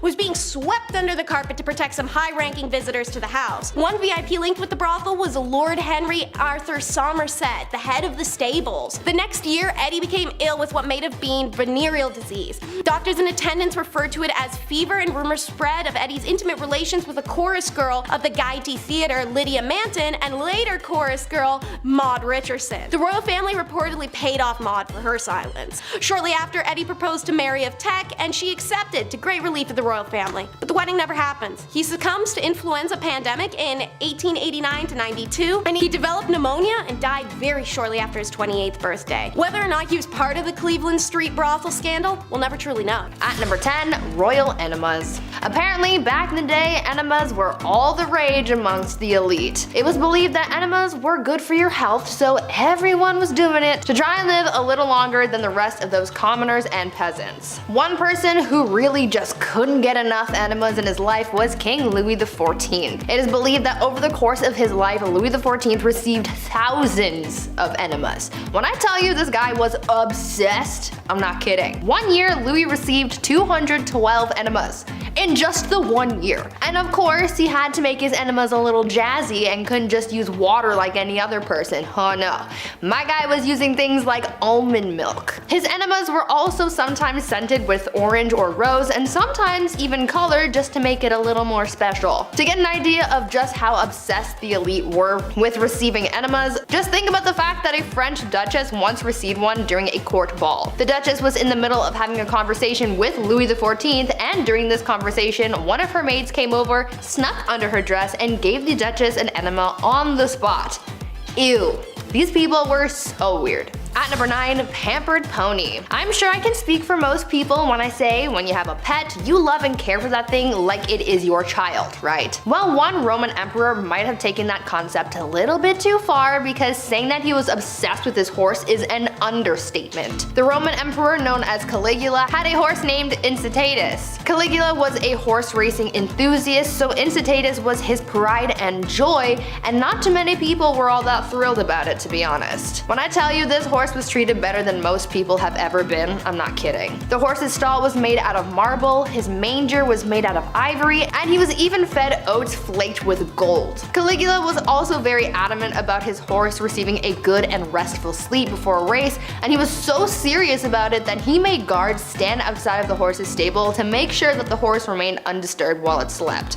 This horse even had its own furniture. Like, what is he gonna do with it? He's a horse. Caligula was so fond of his horse that he even made it a priest and promised to make him consul, which was the lead position in the Roman government after the emperor, highly coveted by senators. This was the last straw for people because the emperor was putting his horse above his own people, so he was assassinated. Now before I carry on telling you guys about the wild and crazy things that kings did back in the day, I would like to first ask you guys to consider leaving a like on this video if you're enjoying it so far, and also maybe think about subscribing as well to see more videos like this one. At number 8, mumia medicine. It's safe to say that medicine from the past is very different from modern times. These days we have pharmaceuticals to treat illnesses, but back in the days of old there were very different and quite questionable methods of treating ailments, and one of those methods included cannibalism. In the 16th and 17th centuries, it was common practice for elites like priests, kings, and other nobles to consume remedies that included human bones, blood, and fat as medicine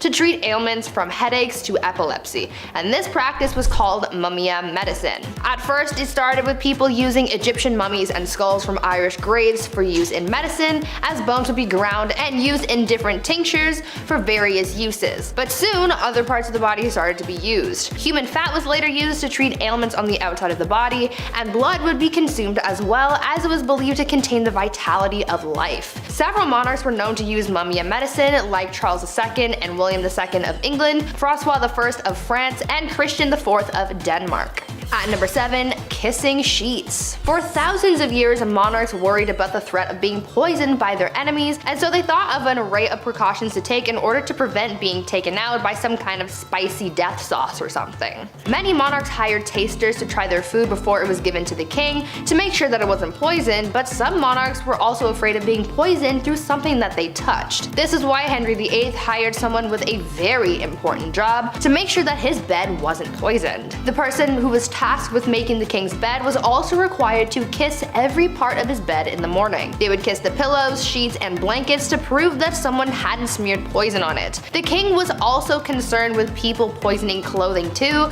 so his clothes as well as his son's clothes were also tested for poison before getting dressed. At number 6, eternal youth. I know that there are a lot of people out there who want to live forever. I am one of those people. I am afraid of dying, but I also want to see what humanity will look like many years from now until the sun consumes the earth. Unfortunately, that's kind of impossible, at least for now, until we come up with some kind of way to make people live longer. But this idea of prolonging your life has been around for thousands of years, and one Chinese emperor was super obsessed with the idea and really tried his best to live for at least another 10,000 years. Emperor Ying Zhang was obsessed with finding a magic elixir that would make him live longer, and he demanded that his subjects find this immortality elixir for him. Now, even though he brought a lot of prosperity to people during his rule, he never let go of his demand for immortality, and it put a lot of pressure on his underlings to find him something to help him live forever, but obviously that didn't happen. He was so concerned with his lifespan that he even brought magicians into his court. His obsession alienated him from his people, and after all of that effort trying to live longer, he died at the age of 49. At number 5, no bathing. These days, bathing is kind of a necessary thing. You gotta be clean, you have to smell nice, you have to practice proper hygiene. But back in the olden days, this was the complete opposite, and nobles rarely ever bathed, and it was kind of a trend. Over time, physicians began to believe that bathing was dangerous, and obviously the nobility tried to protect their lives and well-being at all costs, and so they just stopped bathing. In a popular 16th century medical book, it was advised, quote, "Use not baths or stews nor sweat too much, for all openeth pores of a man's body maketh the venomous air to open and for to infect the blood," end quote. So yeah, they thought that taking a bath would make you sick.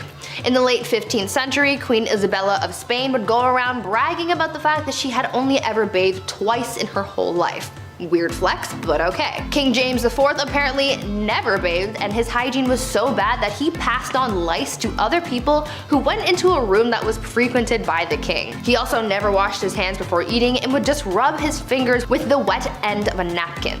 These people were gross. At number 4, prankster king. You know that you're a spoiled king when you can pull pranks on people constantly and never have anyone try and stop you or fight back.